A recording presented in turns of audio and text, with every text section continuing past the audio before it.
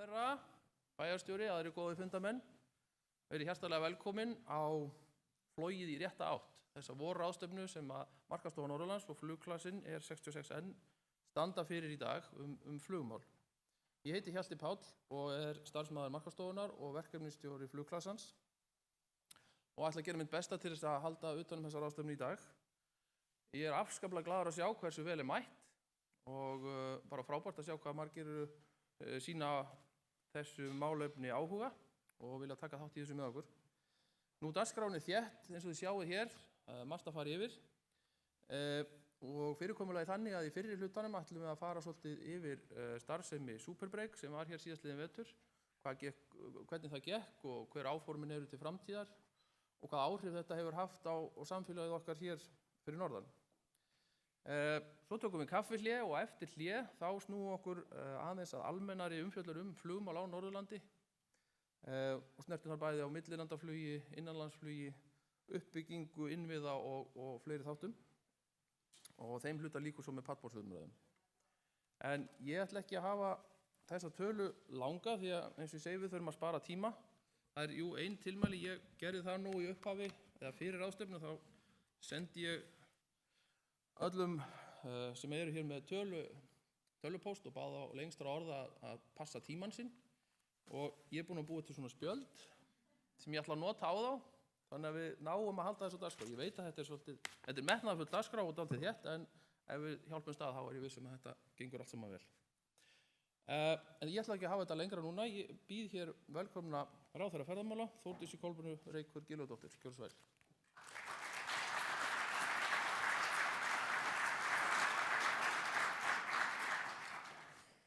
Komið sæl. Ég lofa að þú munt ekki þurfa að flagga miðanum. Ég tók tímamerkið mjög alvarlega. Ágætu fundarmenn, ég vil nú bara byrja á því að þakka fyrir það að tækifæri að fá að ávarpa ykkur hérna í dag og þessi ráðstefna og þau málefni sem að tekin verða fyrir hér og eftir í öðrum fyrirlestrum sýna vel hversu þýðingamiklu hlutverki flugi gegnir hér á Norðurlandi. Bæði sem mikilvægur liður í ferðaþjónustu en líka og raunar enn frekar sem grundvallar lífsgæði fyrir íbúa svæðisins. Þetta tvennt fer raunar vel saman, það að segja efling atvinnulífs og aukin lífsgæði íbúa. Í yfirskrift ráðstefnunnar felst ögrandi og áleitin spurning, þó að spurningamerkinu sé sleppt. Erum við að fljúga í rétta átt? Eru þær aðgerðir og áherslur sem að við erum að beita til að byggja upp og styðja við flugið nægilega skilvirkar? Það eru ýmsar hliðar á þeirri spurningu en ég tel að við séum á réttri leið. Við stofnuðum Flugþróunarsjóð árið 2016 og ári síðar breyttum við starfsreglum sjóðsins þar sem starfsemi hans var lögu betur að raunverulegum þörfum, meðal annars með nýrri heimild til að styðja við tengiflug innan starfsvæðis sjóðsins frá Keflavíkurflugvelli. Sjóðurinn ungur á árum og hefur varla slitið badskónum en hefur nú þegar stutt við einn aðila vegna flugs til Egilsstaða og 2 aðila vegna flugs til Akureyrar. Þannig að við erum á réttri leið. Þá ákvað ég á síðasta ári að ráðstafa 20 milljónum króna til Markaðsstofu Norðurlands og 20 milljónum til Austurbrúar í þeim tilgangi að styðja við markaðssetningu alþjóðaflugvallanna á Akureyri og Egilsstöðum gagnvart beinu millilandaflugi. Við höfum því komið okkur upp kerfi sem styður við markmiðum fleiri gáttir inn í landið. Auk þess styðja reglur sjóðsins við markmiðum fleiri ferðamenn utan háannar á þann hátt að hærri styrkir í boði á tímabilinu frá október og fram í apríl en styrkir yfir háannatíman eru lægri. Sjóðurinn hefur 300 milljónir króna til ráðstöfunar á ári. Vissulega hefur bara brot af því nýst, en viðleitnin af hálfu stjórnvalda svo sannarlega til staðar, eins og þessir fjármunir bera með sér. Það að sjálfsögðu mikilvægt að hafa reglulega til endurskoðunar hvort áherslur og aðgerðir séu að skila tilætluðum árangri og hvort það séu takti við þarfirnar hverju sinni. Og við lifum á tímum hraðra breytinga og það ekki skynsamlegt að festast í viðjum vanans. Ég svo sannarlega opin fyrir nýjum hugmyndum og hlakka til að heyra áherslur þeirra sem tala hér í dag. Góðir fundarmenn, ferðaþjónustan hefur verið sannkölluð lyftistöng fyrir byggðirnar í landinu. Þrátt fyrir mikinn vöxt á landsbyggðin ennþá mikið inni og við höfum enn tækifæri til að gera betur þegar kemur að vöruþróun og nýsköpun til að laða ferðamenn til nýrra áfangastaða og bjóða nýja upplifun. Þar þurfa fyrirtækin og heimamenn að leiða vagninn. Eitt af því sem svo spennandi við ferðamennsku nútímans að það veit enginn hver verður næsti stóri áfangastaðurinn sem öllum mun finnast ómissandi að heimsækja. Daginn tók Justin Bieber til dæmis upp tónlistarmyndband á flugflagi og í dag á ári fara 20.000 ferðamanna gera sér 40 mínútna gönguferð til þess að láta taka mynda sér við þetta flagg. Slíkir staðir eru í dag þess vegna að verulegu leyti sjálfsprottnir í þeim skilningi að ferðahandbækur og auglýsingar skipta ekki eins miklu máli sem hvatar, heldur kemur aðdráttaraflið frá stafrænum leiðsögumönnum farsímanna í forritum á borð við TripAdvisor eða Google Maps. Í þessari staðreynd felast mikil tækifæri fyrir nýja áfangastæði, því að þessi nýju miðlar spyrja ekki auglýsingafjármagn, heldur aðeins upplifun gestanna. Sé upplifunin góð, fær staðurinn sjálfkrafa athygli. Með þessu móti aukast líkurnar á að fleiri ferðamenn viti fleiri áhugaverða staði og langi til að heimsækja þá. Vonandi verður þess ekki langt að bíða að enginn ferðalangur getur hugsað sér að koma til Íslands án þess að sjá helstu perlur ólíkustu landshluta. Eða í það minnsta þeir einsetti sér það að koma aftur til að geta séð þær. Í þessari auknu meðvitund og auknu eftirspurn held ég að það liggi mikil tækifæri. Ekki síst fyrir Norðurland og flugi mun gegna mikilvægu hlutverki við að nýta þau samfélaginu til heilla. Takk.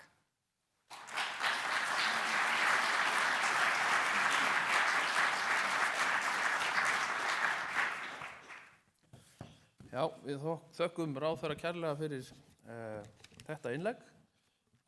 En næstur tekur til máls Chris Hagan frá Superbreak. Hann mun flytja sitt erindi á ensku. Hann ekki búinn að læra íslensku ennþá þó hann segist alltaf vera að vinna í því. Við ætlum að hafa aðeins þann háttinn á að ef þið hafið spurningar til hans, þá myndum við taka á móti þeim bara strax eftir hans erindi. En vinsamlegast hafið þær þá á ensku líka. So, Chris Hagan from Superbreak, the floor is yours.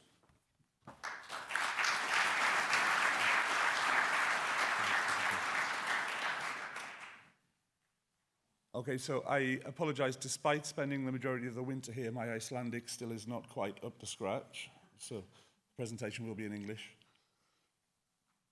There we are.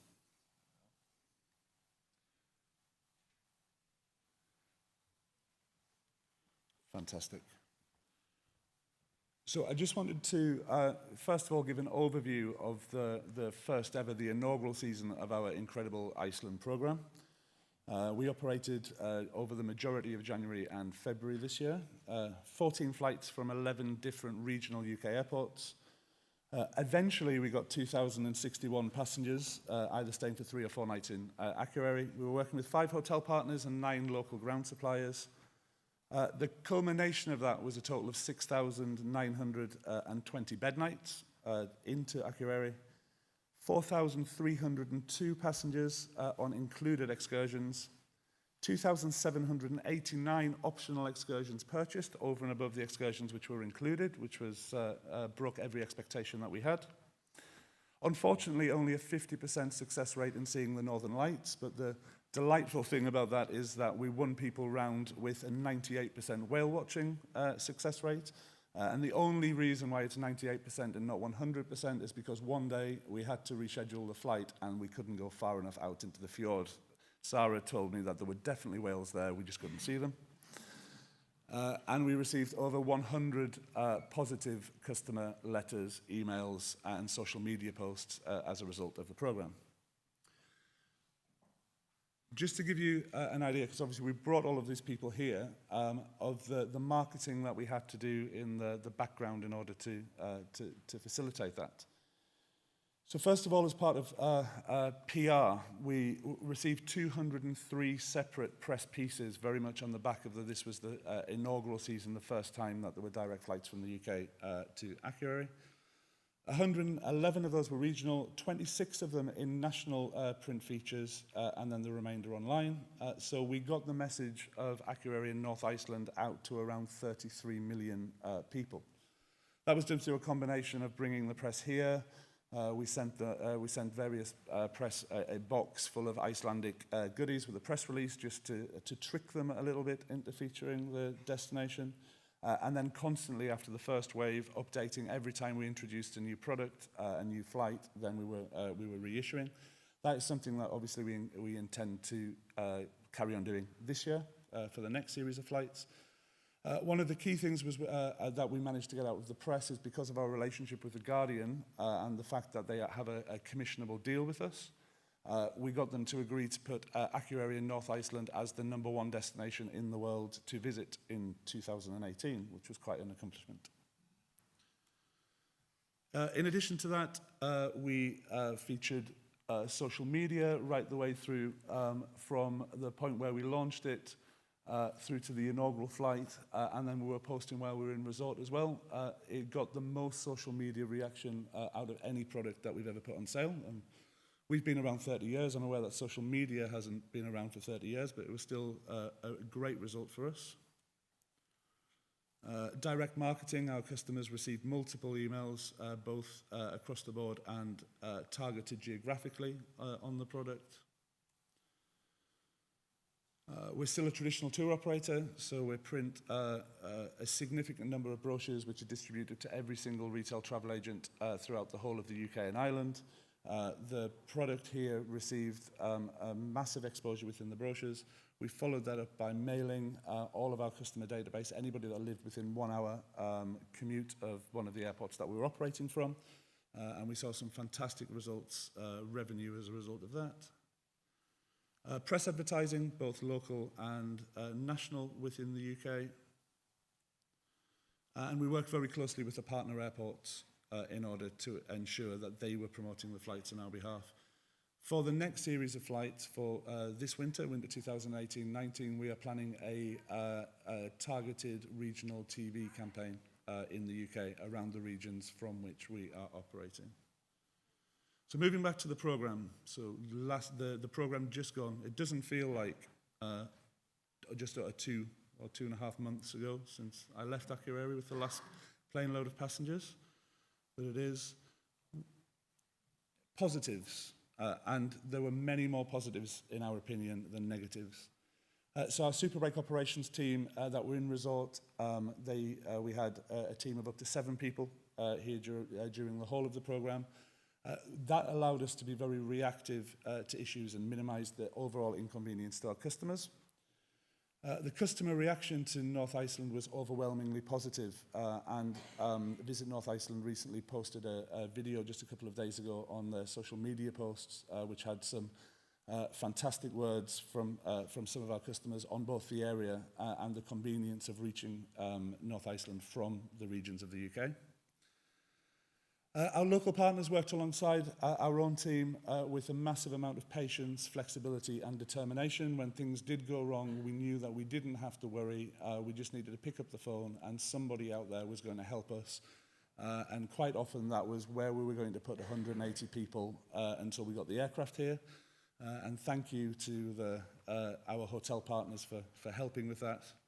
And secondly, we had an amazing working relationship with both Isavia and Air Iceland Connect, who were handling the flights at the airport. And again, at very short notice, we were able to change well-laid plans in order to be able to fit around the issues that we had over certain departures. The challenges, as everybody knows, it's well documented. The weather across the whole of the programme was problematic, even by Icelandic standards. If I had 100 krona for everybody that came up to me in the street and said, "Chris, it's really not normally like this," in January and February, I would be a rich man, or at least rich enough to be able to buy 2 pints. The weather forecasting was quite often unreliable and changed constantly. We had lots of issues whereby decisions were being made a long way away based on a weather forecast, and that weather never materialised. Entera, to put it politely, were inflexible within the operation, and their decision-making was overcautious, and the decision-making was being made from their operations department in Warsaw, which was obviously too far away. Despite assurances that they would use Ellistadir in the first instance in the event of a diversion, they took an aversion to Ellistadir and at no point attempted to divert there. So unfortunately, when we did have to divert, they were going to Keflavik, which involved extended road transport for our customers. And 7 of the 14 flights, so 50%, were diverted or suffered a delay of at least 24 hours.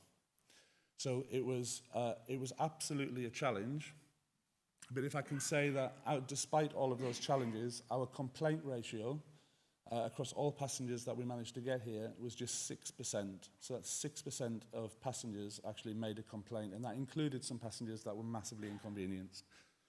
So we did manage to win them round in the end. So what have we learned? There is absolutely no place in the world quite like North Iceland when it comes to changeable weather. It is vital that the airline takes advantage of the local knowledge and advice that is available. Communication to customers, partners, and also the local community is key during any disruption. And I mentioned the local community within that. Is actually a couple of the complaints or some of the issues that we've had post-travel have been because local aviation experts that generally work in bars and restaurants around Akureyri were speculating about the reasons why the flight was delayed or cancelled and saying things like, I could have landed that myself, which has made it back to us in the form of complaints and some EU 261 compensation claims. So beware, you may be getting called to a court case in the UK to argue against it. We now have contingency planning in place for all conceivable eventualities. We were hit with absolutely everything, which in a way we're pleased happened in the first season because we're now ready operationally moving forward.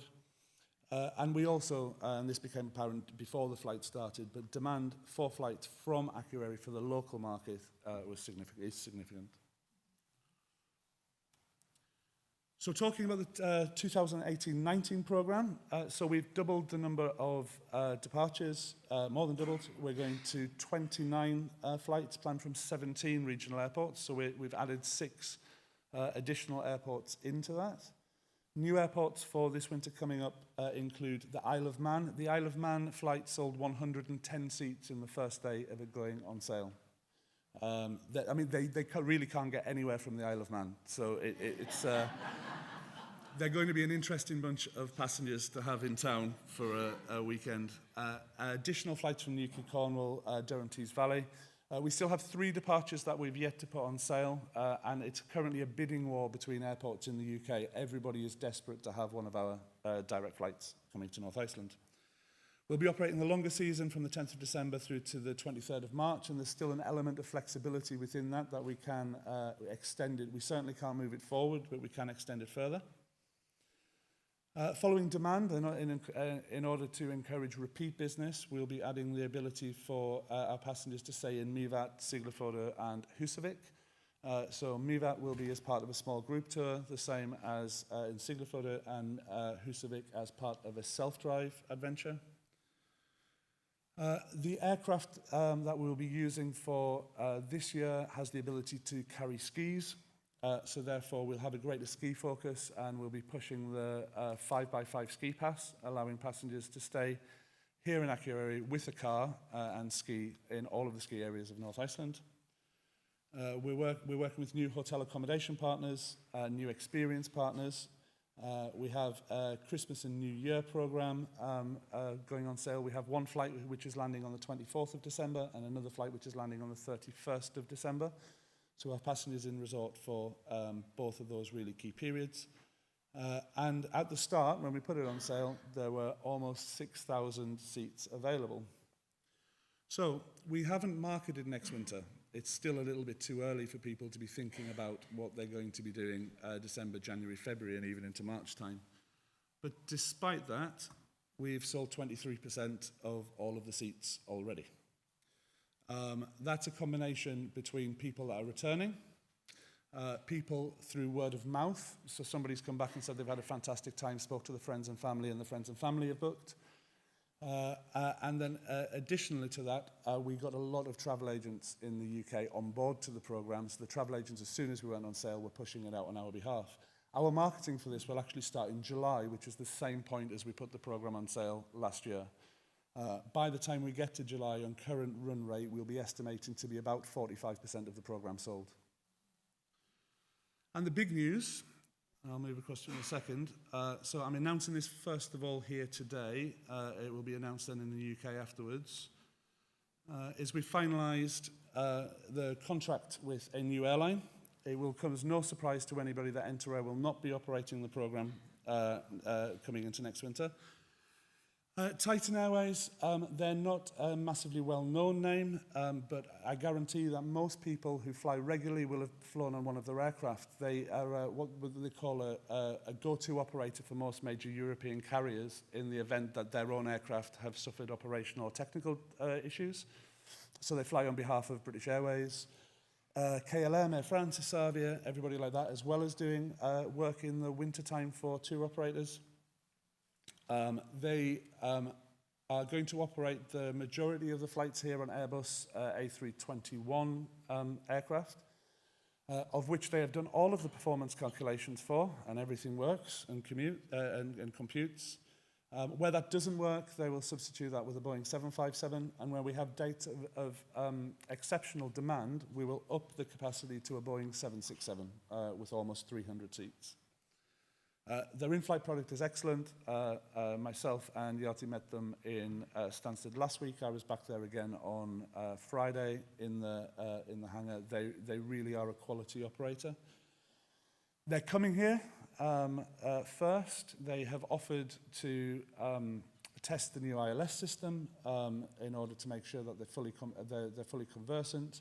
They are already training their flight crews and captains in the simulator for Akureyri, and they will bring an aircraft here prior to that.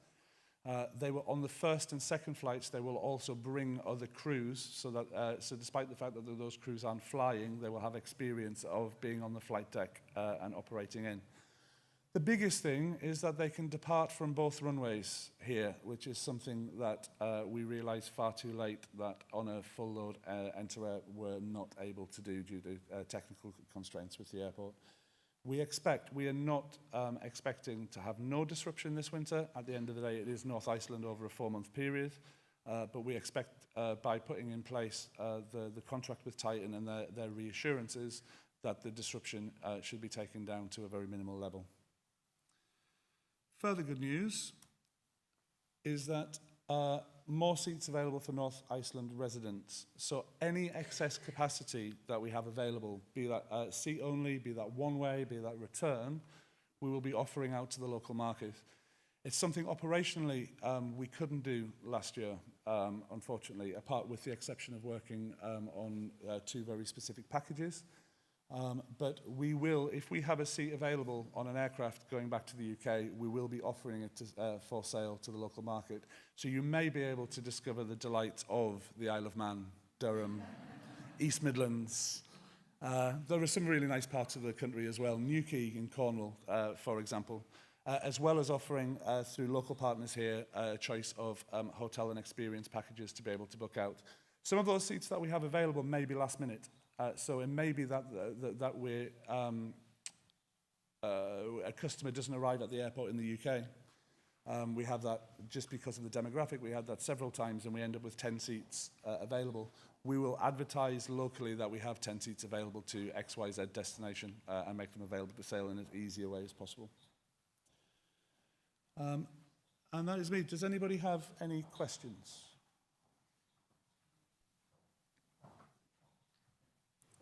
Oh, fantastic.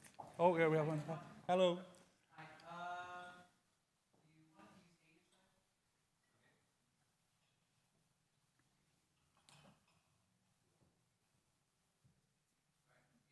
About how the former partner had flown down to Keflavik rather than Egilsstaðir. Yes. In case, will Titan Air be landing in Egilsstaðir? Yes, Yeah. they've operated flights into Egilsstaðir before. They're perfectly happy with it. They couldn't understand why Enter Air wouldn't go there. Excellent. So they've agreement. It's actually agreed in the contract that that is the primary divert. Thank you.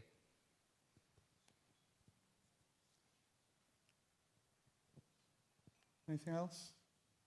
Don't be shy. Summer 2019, we're in advanced talks with a carrier to operate it.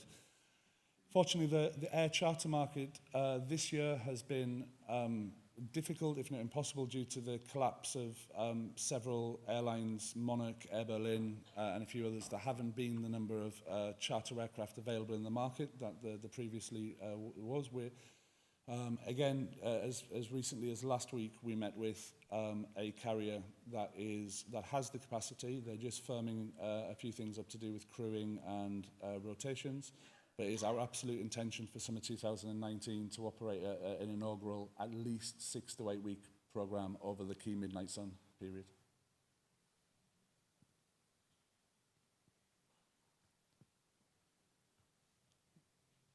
Okay, thank you very much.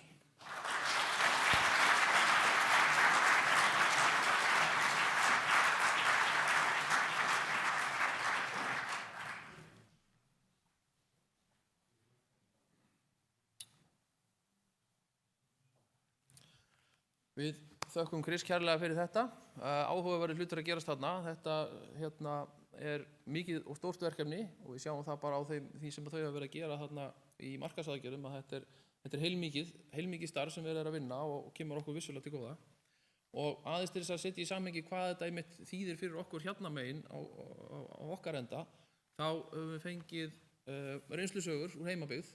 Þannig að næstu tekur til máls Baldvin Esra Einarsson frá Sagatravel og ætlar að segja okkur aðeins frá þeirra reynslu.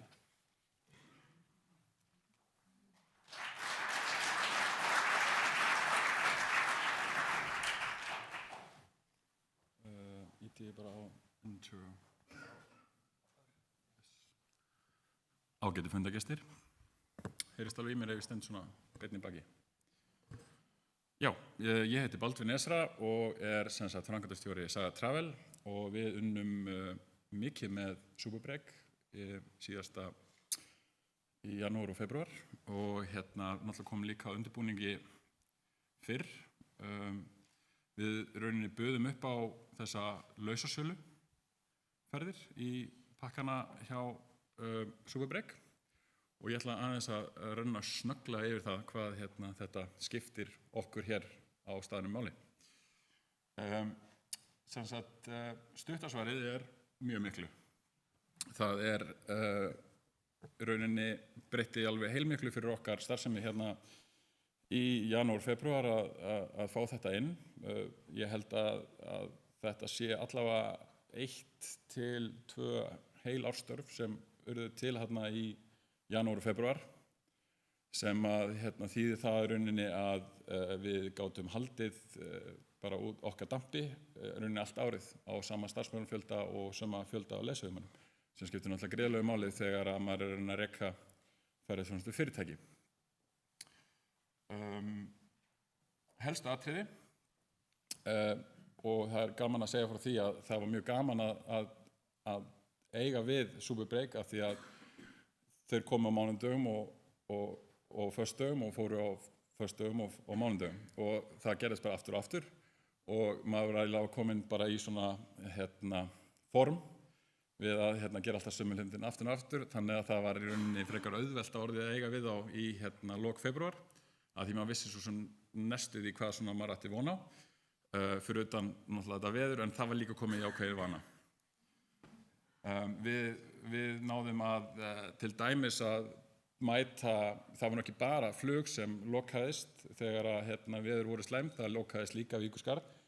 Þannig að við gátum til dæmis verið með tilbúna pakka sem að fókuseruðu í staðan fyrir að þeir færu með ferðamennin í Mývatnssveit sem komist ekki, að við gátum við búið til pakka og haft það bara tilbúna fyrir að fara á önnur svæði sem við voru aðgengileg og þá horfum við til dæmis bara inn í Eyjafjörð sem er vannýtt perla að mínum mati.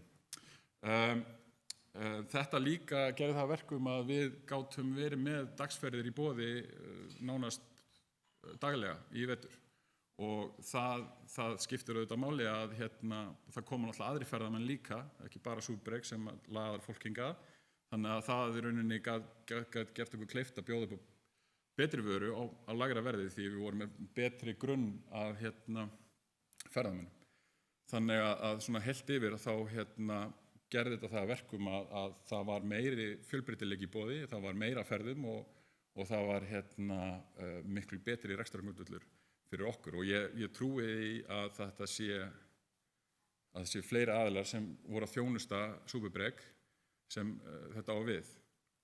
Að lokum held ég líka að þessi öfluga markaðssetning sem Chris talaði hérna áðan í Bretlandseyjum hafi skilað sér í því að það fólk sem ekki kom með superbreak, það hafi samt að það kom fólk hérna frá Bretlandseyjum öðruvísi, eitthvað fólk sem passaði ekki inn í þetta skema þeirra og ég held að við séum enn að finna fyrir því í rauninni þessari markaðssetningu af því að hún var, eins og við sáum, mjög öflug og hún skapaði mikinn áhuga og við fundum það sjálfir bara með öðrum leiðum. Við náttúrulega erum að bjóða upp að pakka líka, reyndar ekki í beinu flugi en í gegnum Keflavík og það fólk til dæmis notaði Iceland Connect og fleiri leiðir til að komast yngar norður.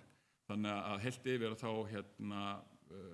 held ég að þetta sé rauninni góður grunnur til þess að byggja heilsársferðaþjónustu hérna á svæðinu og ég tel að það sé margir að horfa til þess að þetta sé ekki eina leiðin til þess að koma fólki hingað, heldur bara eina mörgum. Ég hlustaði ég tók rosalega mikið mark á honum Hjalta þegar þegar hann baði mig að hafa þetta stutt, þannig að ég eiginlega bara búinn. Ég rosalega hlýðinn, sko. En ég vil gjarnan taka við spurningum ef það einhverjar í lokin.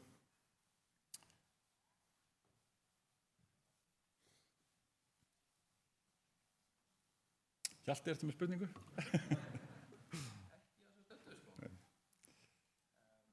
En svona lokin, þá bara fannst mér þetta alveg æðislegt að taka þátt í þessu með superbreak. Við áttum mjög gott vinnusamstarf við fólki þar, Chris og allt það teymi, og líka það voru 2 aðilar íslenskir, Hlynur og Bjarni, sem stóðu vaktina mjög vel með þessu fólki og það var mjög gaman að taka þátt í þessu verkefni. Það var líka gaman að detta öðru hverju á pubinn og ræða þessi mál undir lokin því að þá fekk maður að heyra svona hina hliðina á málunum. En eins og við segjum, þá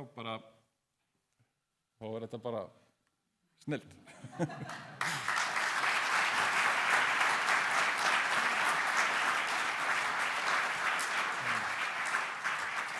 Já, við þökkum bandinu fyrir. Ég aðeins að byrja að fara að ágjöra því að þetta sé að byrja að líta illa út fyrir mig.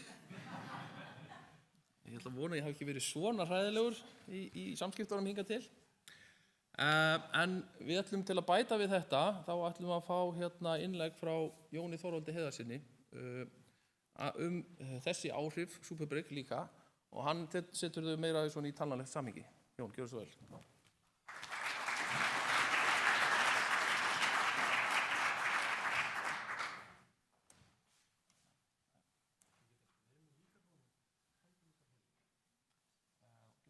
Annan þennan bara.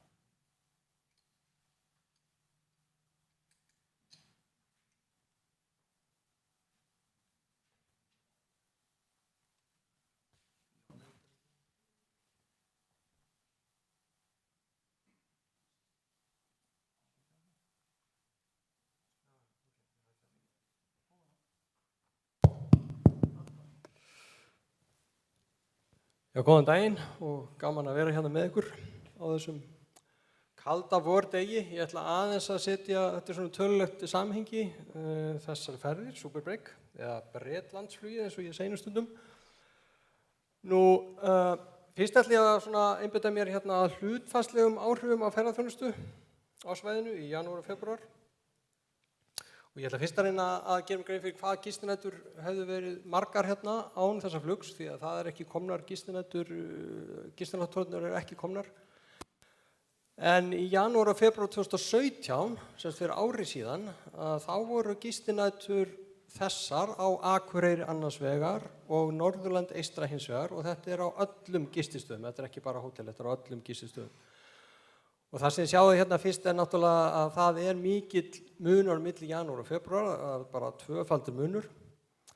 Og svo sjáðu líka að þetta svona kannski 2/3 upp undir 2/3 gistináttunum á Norðurlandi eystra á Akureyri.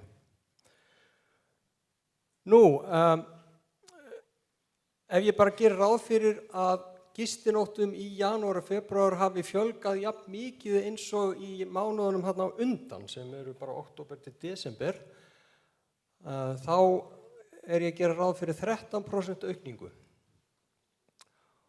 Og þá hefðu gistinæturnar verið þessar án Superbreak-flugsins. Og þetta fáið síðan að vita betur þegar Hagstofan birtir sína tölur. Og þá er spurningin hvernig Superbreak-flugið breytti þessum tölum. Og eins og frá kom þá var þetta 6.920 gistinætur og þær voru allar á Akureyri að þessu sinni, en mér heyrðist áðan að þær yrðu víðar næsta vetur. Og þær voru næstum allar í janúar og febrúar, það voru hérna 3 dagar í mars þar sem fólk var hérna í gistingum. En þá kemur hérna út að hlutfallið, sem sagt aukningin, hlutfallsleg aukning út af þessu flugi, hún hefur líklega verið þessi. Og þetta er svona mælikvarðinn, kannski besti mælikvarðinn á hvernig umfangið í ferðaþjónustunni í heild sinni hefur verið að aukast. Því að gistinætur er kannski besti mælikvarðinn á það, því að það er bæði sem sagt, fjöldi ferðamanna og hversu lengir eru sem kemur inn í fjölda gistinátta. Og maður er að gera ráð fyrir að umfangið hjá ferðamönnum sé bara í hlutfalli við dagana sem eru hérna. Og hérna sjáum við þá að á Akureyri í janúar, þótt að miklu færri gistinætur hafi komið út af þessu flugi í janúar heldur febrúar, það hafa meira áhrif hlutfallslega vegna þess að gistinætur eru svo fáar í janúar. Og þarna er aukningin 32% á Akureyri en á öllu Norðurlandi eystra 21% og febrúar 24% og hins vegar 16%. Þannig að það er ekki að segja annað heldur en þetta hafa haft verulega áhrif á ferðaþjónustunni hérna ef hún hefur verið að vaxa einhver 15, 20, 25 metri hvort maður er miðað við Akureyri eða Norðurland eystra. Og þarna er þetta bara fyrir báða mánuðina, 27% Akureyri, 17% Norðurland eystra. En ég verður samt að hryggja ykkur með því að þetta er líklega frekar ofmat heldur en vanmat. Og það er vegna þess að hluti af gistinóttum eru ekki skráðar. Það eru í heimagistingu og slíku sem hefur nú verið svona verkefni í nokkur missir að eltast við. Þannig að þetta er svona líklega ofmat heldur en vanmat. En ég þykist geta sagt alveg fullu fetum að aukningin í umsvifum hjá ferðaþjónustunni hafi verið yfir 20% á Akureyri á þessum tímabili og einhver svona líklega svona 10-15% á Norðurlandi eystra. Nú, ef við horfum bara á tekjurnar, aukalega tekjur, ekki hlutfallið, þá var heildarneysla eða heildareyðsla erlendra ferðamanna 2016, hún var 357 milljarðar króna og allar gistinætur þetta ár voru 6.700.000. Þetta gefur okkur ef við deilum þarna stærri tölunni upp í þá seinni tölunni upp í þá fyrri að heildareyðslan var 53% á hverja gistinótt 2016. En eyðslan ef við tökum flugið út, þarna var erlendur aðili að fljúga þannig að það er varla hægt að segja að þetta hafi verið eyðsla til innlendra aðila þegar var verið að kaupa flugið, að þá var þetta 41.000 krónur árið 2016. Og þessar 6.920 gistinætur, þær gera því ef við notum þessa tölur, notum þessa forsendur, rétt 300 milljónir króna. Þetta þýðir sem sagt að með þessar forsendur þá hafi verið þessir ferðamenn verið að eyða hérna inn í hagkerfinu og Akureyri og Norðurlandi eystra þessari upphæð. En eins og áðan þá er þetta svona líklega frekar ofmat heldur en vanmat út af vantöldum gistinóttum. En mér þykir mjög líklegt að sé svona hægt að standa því þokkalega föstum fótum að umfangið í krónum í ferðaþjónustu hafi verið yfir 200 milljónir út af þessu flugi. Aukningin í ferðaþjónustu í hérna svæðinu. Er ekki alltaf ekki með mínútu spjöldin hérna eins þar? Jæja. Hérna ger ég bara svona ganni mínu. Hvað þýðir þetta fyrir landið í heild? Það er náttúrulega ekki að vænta að það skipti miklu máli, en það er gaman að leika sér samt að því. Það svona líklegt að landsframleiðslan sé að aukast rétt svona 30.000 fyrir hverja gistinótt erlendra ferðamanna. Og ef við leikum okkur bara því að margfalda það með þessum 6.920, að þá var þetta flug hérna til Akureyrar, sem átt að vera, þótt að fara aðeins að hluta til Keflavíkur, þá var það auka landsframleiðsluna á Íslandi líklegum svona 200 milljónir. Og þetta var ekki að ryðja neinu öðru frá sér. Yfirleitt ef einhverju atvinnustarfsemi fer að flug, þá hún að ryðja einhverju atvinnustarfsemi burtu, en þetta kom bara algjörlega inn í ónýtt hótelherbyggi og ónýtt sæti á veitingastöðum. Þannig að þetta var svona eiginlega besti tíminn sem við gátum valið fyrir einhverja nýja túrista til að koma til okkar svæðis. Og eins og áðan, þetta svona líklega frekar ofmat heldur en vanmat. En þetta jók sem sagt landsframleiðsluna væntanlega svona 0,008% og verður greinilega miklu meira næsta ári. Og væntanlega hafa þá tekjur ríkisins verið á árinu 2018 0,008% meiri út af þessu flugi. Skulum ekki gleyma því. Takk fyrir.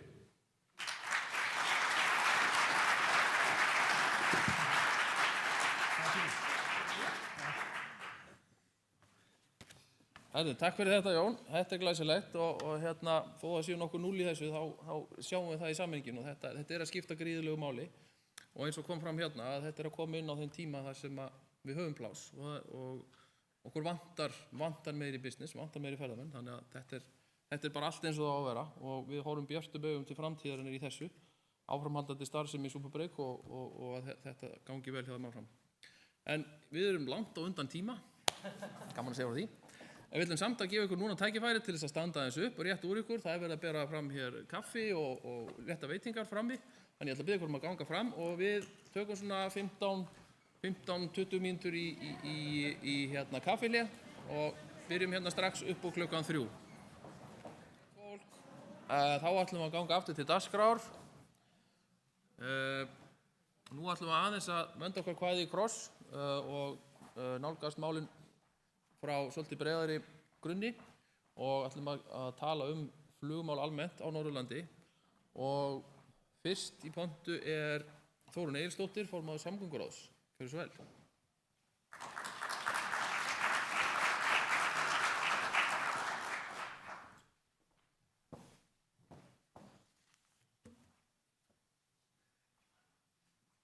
Fundarstjóri, frambjóðendur allra flokka og aðrir gestir.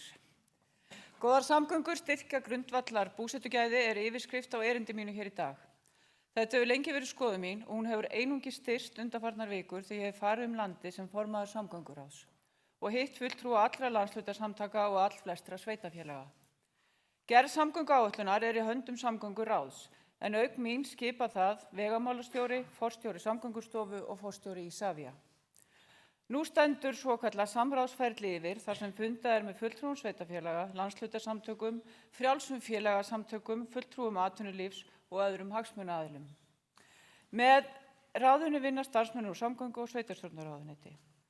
Við þessa vinnu þarf eðlilega að fara lögum samgönguáætlun og gæta að samþættingu við aðrar áætlanir, eins og fjarskiptaáætlun, byggðaáætlun, landsskipulag, ferðamannastefnu, lýðheilsustefnu, aðgerðir í loftslagsmálum og fleira og fleira. Þá áherslur ríkisstjórnar og ráðherra leiðarljósi í vinnunni, en áherslur ríkisstjórnar í samgöngumálum meðal annars þessar. Við forgangsröðun í vegamálum verði sérstaklega litið til ólíkra stöðu svæða, ferðaþjónustu og öryggissjónarmiða.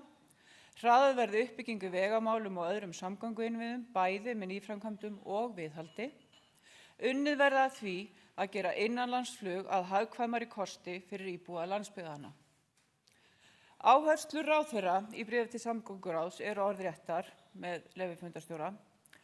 Mikilvægt að stuðla að samþættingu samgöngukerfisins sem heildar með það markmið að það þjóni íbúum landsins, ferðamönnum og atvinnulífi með skilvirkum hætti. Áfram skal leita fjölbreyttra leiða til að styrkja núverandi samgöngukerfi og þróa með hliðsjón af þörfum almennings og atvinnulífs og því margháttaða þjónustu og öryggishlutverki sem samgöngukerfið Þung áhersla á öryggi og byggðasjónarmið, það að auka staðbundin búsetugæði og styrkja atvinnuuppbyggingu. Ágætu gestir, verkefnið sem við stöndum frammi fyrir stórt, raunar gríðarstórt. Öll erum við meðvituð að ekki hefur verið sett nægilegt fé í viðhald í of langan tíma. Það á við alla samgöngu innviði okkar. Nú staðan þannig í raun að við erum að bjarga verðmætum. Ástand vegakerfisins eins og við þekkjum. Hafnir allt land kalla á viðhald og lagfæringar og flugvellir landsins eru ekki undanskildir. En stórátak hafið. Ríkisstjórnin lagði strax í upphafi kjörtímabils til 2 milljarða til viðhalds. Í fjármálaáætlun eru 5,5 milljarðar aukalega á ári eða 16,5 milljarðar næstu 3 árin aukalega. Og sú ánægjulega frétt barst fyrir helgi að 4 milljarðar bættust í málaflokkinn til ráðstöfunar á þessu ári. Þetta eru gríðarlega fjárhæðir sem þarf að ráðstafa á skynsaman hátt til að treysta fjölbreytt atvinnulíf og með langtímamarkmið í huga. Fram að þessu hefur samgönguáætlun verið til 4 og 12 ára. Nú frumvarp í vinnslu inn í umhverfis- og samgöngunefnd þingsins sem breytir henni í að vera til 5 og 15 ára. Þannig verður áætlunin í betri samfellu við fjármálaáætlun og fjárlagavinnu þingsins. Þetta tel ég vera mjög mikilvægt skref. Því eins og kemur fram í hvítbók samgöngumál nauðsynlegt við stefnumótun að horfa til lengri tíma með tilliti til tækniþróunar, orkuskipta, loftslagsbreytinga, byggðaþróunar og svo framvegis. Markmið samgönguráðs hefur verið að hlusta eftir tillögum fólks, safna í verkfærakistuna og setja fram áætlun sem hald í. Við verðum að geta treyst því sem í samgönguáætlun stendur. Nú breyting á samgönguáætlun verður í takt við fjárheimildir. Öðruvísi getum við ekki gert áætlanir til framtíðar og byggt landið allt. Ágætu gestir, flugsamgöngur skipta okkur Íslendinga miklu, sem atvinnugrein og sem lifibrauð fólks. Fjöldi starfa þar undir. Millilandaflug íslenskra flugfélaga undirstaða ferðaþjónustunnar auk þess sem erlend flugfélög hafa á síðustu árum aukið markaðssetningu sína með ferðum til Íslands. Undanfarin misseri hafa þjóðhagsleg áhrif á starfsemi flugfélaga stóraukist og eru margfeldis áhrif á landsframleiðslu umtalsverð. Metár stefnir í hjá flugfélögum hvað varðar fjölda farþega og starfsmanna. Tekjur af farþegaflutningum með flugi skera sig umtalsvert frá öðrum þjóðum og sagt að útflutningur vegna farþegaflutninga sé milli 13 og 14%, en framleiðni og árleg verðmætasköpun hvers starfsmanns í flugþjónustu á Íslandi hærri en meðaltali segir til í öðrum störfum. Fjöldi ferðamanna til landsins ýtir undir að flugrekstur hefur færst í aukana sem sjá má á auknum umsvifum á flugvallarstarfsemi og Akureyrarflugvöllur gott dæmi það. Það einkar ánægjulegt og hefur jákvæðan efnahagslegan ávinning í för með sér. Fjöldi áfangastaða og tíðni flugferða hefur aldrei verið meiri til landsins sem eykur möguleika Íslendinga á beinu flugi til og frá landinu. Já, umsvifin hafa svo sannarlega aukist og ef spár ganga eftir þá stefnir í áframhaldandi vöxt. Þann vöxt þurfum við að nýta sem best til að allir landsmenn fái notið. Góðar samgöngur forsenda ýmissa annarra atvinnugreina og blómlegs atvinnulífs í landinu. Öflugar flugsamgöngur allt land skipta landsbyggðina, atvinnu og mannlíf miklu. Okkar sameiginlegu undirstöðu atvinnugreinar háðar því að hægt sé að flytja út afurðir beint á markað á sem skemmstum tíma. Ferðaþjónustan sem skapað hefur mikla gjaldeyristekjur og atvinnu allt land skýrt dæmi atvinnugrein sem byggir nær eingöngu á góðum flugsamgöngum. Ef spár ganga eftir heldur ferðamönnum áfram að fjölga og sjáum við ef til vill fram á meiri stöðugleika í aukningu en undanfarin misseri. Við erum ennþá að læra hvernig nýta megi tækifærin, ferðaþjónustunni og íbúum landsins til góðs. Dæmin hafa ekki alltaf gengið upp en betur má ef duga skal. Flug á milli Akureyrar og Keflavíkur sem lofaði góðu laðist skyndilega niður. Spurninga hvort að það þar með fullreynt eða hvort annar aðili muni reyna fyrir sér á þessu sviði. En óneitanlega virðist þetta vera áhugaverður kostur. Örðugt hefur reynst að tryggja rekstrar grundvöll flugvallakerfisins innanlands. Viðhald og nýframkvæmdir hafa setið á hakanum og lendingarstöðum verið lokað. Þeirri þróun verður að snúa við. Tækifærin sem við eigum í minni flugvöllum allt land mega ekki tapast, en auk þeirra 4 flugvallar sem teljast millilandaflugvellir á 7. tug skráðra lendingarstaða á landinu. Uppsöfnuð þörf fyrir viðhald flugvalla innanlands nemur 7 til 8 milljörðum króna með nauðsynlegri endurnýjun flugbrauta og flughlöðum. Góðu fréttirnar eru hins vegar þær að samkvæmt fjármálaáætlun verður meira fjármagni veitt til viðhalds flugvalla en hefur verið gert á síðustu árum. Í stjórnarsáttmálanum skýrt kveðið á að unnið verði í því að gera innanlandsflugið að hagkvæmari kosti fyrir íbúa landsbyggðanna. Innanlandsflug þarf að vera mikilvægari hluti af almenningssamgöngum sem við þurfum að tengja betur við alla landshluta og verða hagkvæmari kostur fyrir íbúa landsbyggðanna. Tvinna þarf samgöngunetti saman og hver hluti þarf að tengjast öðrum í byggðakjörnum svo hér fái allir sem jafnast að þjónustu. Nýta þarf sóknarfærin sem fylgja auknum ferðamannastraumi til Íslands, bæði í frekari tengingum innanlandsflugvalla við Keflavíkurflugvöll og beinu flugi á aðra alþjóðaflugvelli landsins. Þarfir farþegans þurfa alltaf að vera í fyrirrúmi þannig að þjónustan verði sem skilvirkust. Aðgengi að flugi þarf að vera gott og auðvelt fyrir þann sem bókar ferð alla leið frá A til B. Mikilvægt að við töpum ekki sjónar á markmiðinu hvert stefnt. Með markvissu átaki og hvatakerfi tókst að fjölga farþegum utan sumartíma. Á sama hátt eigum við að sameinast að setja markmið að fjölga farþegum í innanlandsflugi og að opna fleiri hlið til landsins, samanber hér á Akureyrarflugvelli. Fyrir almenning þurfa flugfargjöld að lækka svo innanlandsflug verði raunhæfur valkostur. Við höfum talað fyrir því að fara svipaða leið og Skotar hafa farið til að greiða niður farmiðakaup íbúa á landsbyggðinni. Vandamálið hins vegar að samkeppni á flugleiðum innanlands ekki nægjanlegt og krefst meiri aðhalds í verðmyndun og fargjöldum. Við verðum að finna leiðir að ásættanlegri lausn sem kæmi ekki aðeins íbúi svæðunum til góða, heldur einnig atvinnulífinu, ekki hvað síst ferðaþjónustunni. Nú að störfum hópur sem hefur meðal annars það hlutverk að koma með útfærslur og tillögur að aðgerðum. Á grunni þessara vinnu verður farið í útfærslur á þessu verkefni og því hrint í framkvæmd. Þá líka verið að vinna mótum flugstefnu sem orðið aðkallandi verkefni. Ágætu gestir, öruggar og greiðar samgöngur hljóta alltaf í grunninn að þurfa að þjóna landsmönnum, mæta þörfum þeirra og óskum, en samhliða nauðsynlegt að nýta kerfi til að byggja upp ferðaþjónustu svo innlendir og erlendir ferðamenn eigi gott með að nýta sér hana. Þetta byggðamál eins og reyndar flest önnur mál.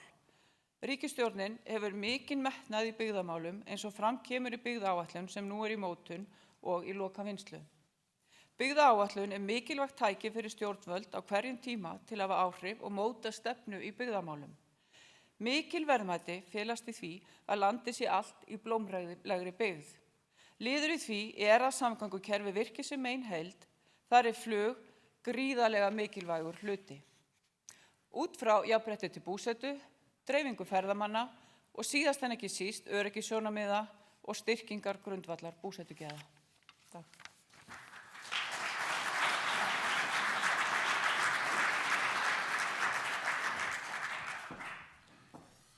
Takk fyrir þetta kærlega, Þórunn.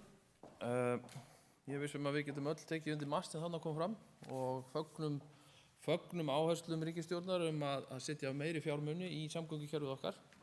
Það eins og hún sagði vissulega þörf á og við hlökkum til að sjá útfærslur á því í framhaldinu. Ég glemdi kannski að taka það fram þegar við byrjuðum hér aftur að ef þið hafið spurningar til fyrirlesara núna þá ætla ég að biðja ykkur að geyma þær þangað til lokin því að við munum hafa hérna pallborð með þeim aðilum sem eru að tala núna eftir kaffihléið og þið getið þá spurt þau við þetta tækifæri. En þá erum við að næsta erindi, það hún Guðrún Þóra Gunnarsdóttir frá Rannsóknarmiðstöð ferðamála sem ætlar að kynna aðeins fyrir okkur niðurstöður úr könnun sem var gerð meðal farþega í tengiflugunum milli Akureyrar og Keflavíkur. Gjörðu svo vel.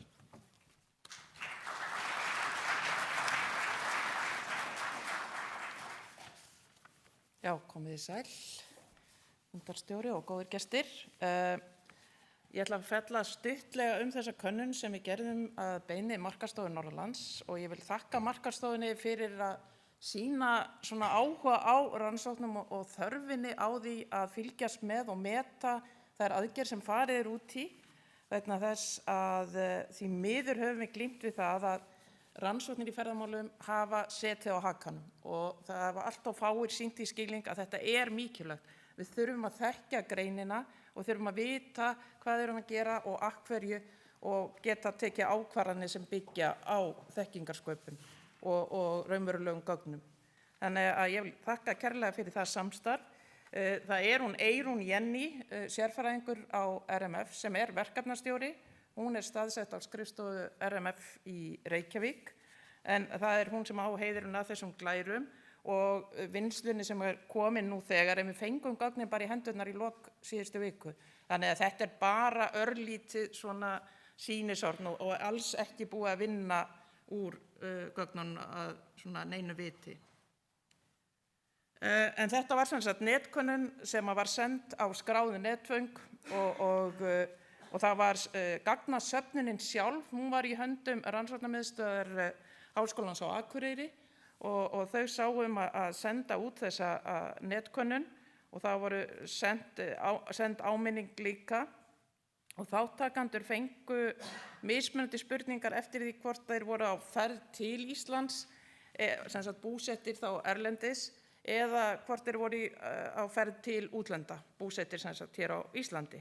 Þannig að hluti spurningakönnun, þetta var mjög langur listi, en sem sagt var skiptist svona í tvennt, hluti sneri að ferðavenjum erlendra ferðamanna hér á Norðurlandi og spurningarnar þar tóku dálítið mið af rannsóknin sem var gerð hérna árum áður þegar Iceland Express flaug hingað og RMF gerði könnun meðal farþega þar og síðan voru þetta líka spurningar sem endurspegla brottfararkönnun Hagstofunnar og Ferðamálastofu til þess að hægt sé að bera saman. En í þann samanburð fer ég ekki núna. Það sem var ánægjulegt við þetta er að við fengum gott svar hlutfall, 42% og það þykir gott í svona könnun. Við lögðum upp með að það yrði svona upp undir 30% en þetta fór sem sagt fram úr björtustu vonum hvað það varðaði. Það sem kom svo í ljós er að fólk með búsetu hér á Íslandi, sem sagt þeir sem svöruðu á íslensku, voru miklu duglegri við að taka þátt í könnuninni og mjög duglegir raunverulega. Þannig að sjáum það að 73% höfðu búsetu á Íslandi. Það reyndar eru nokkrir inn í því sem að hafa ensku, sem svöruðu á ensku og gerum þá ráð fyrir að það sé fólk af erlendum uppruna sem er búsett hér á Norðurlandi og þetta er fyrst og fremst fólk sem er búsett hérna á svæðinu, Akureyri, Eyjafjarðarsvæðinu. Við vitum ekki að þessari stundu hversu miklu leyti þessi svörun endurspeglar farþegasamsetninguna. Það er að segja hvort að hlutfallið þetta er rétt hlutfall. Þannig að við þurfum að skoða að fá þau gögn þannig að við getum borið það saman. Og auðvitað er það setja fyrirvara við þetta eru bara 2 tungumál, íslenska og enska og það eru auðvitað takmarkar að einhverju leyti. Hvernig var tengiflugi notað? Tæplega helmingurinn flaug báðar leiðir, en síðan er það svona ívið fleiri sem fóru bara til Akureyrar. Þannig að þeir sem voru búsettir erlendis, það var langalgengast að þeir kæmu inn í landið til Akureyrar en færu út með öðrum hætti. En það var svona nokkuð jafnt þeir sem voru búsettir hér á landi. Og þá er það hvaða fólk var að gera út í heim, eða hvernig það birtist. Það er ekkert gríðarlega mikill munur á hverju voru helstu áfangastaðnir þó aðeins. Sumari var Danmörk stóð upp úr með 30% og Þýskaland kom þar á eftir með 23% og svo Bretland og Spánn með 14%. Og síðan komið hinn Norðurlöndin, Noreg og Svíþjóð þarna í kjölfarið. Yfir veturinn þá var þetta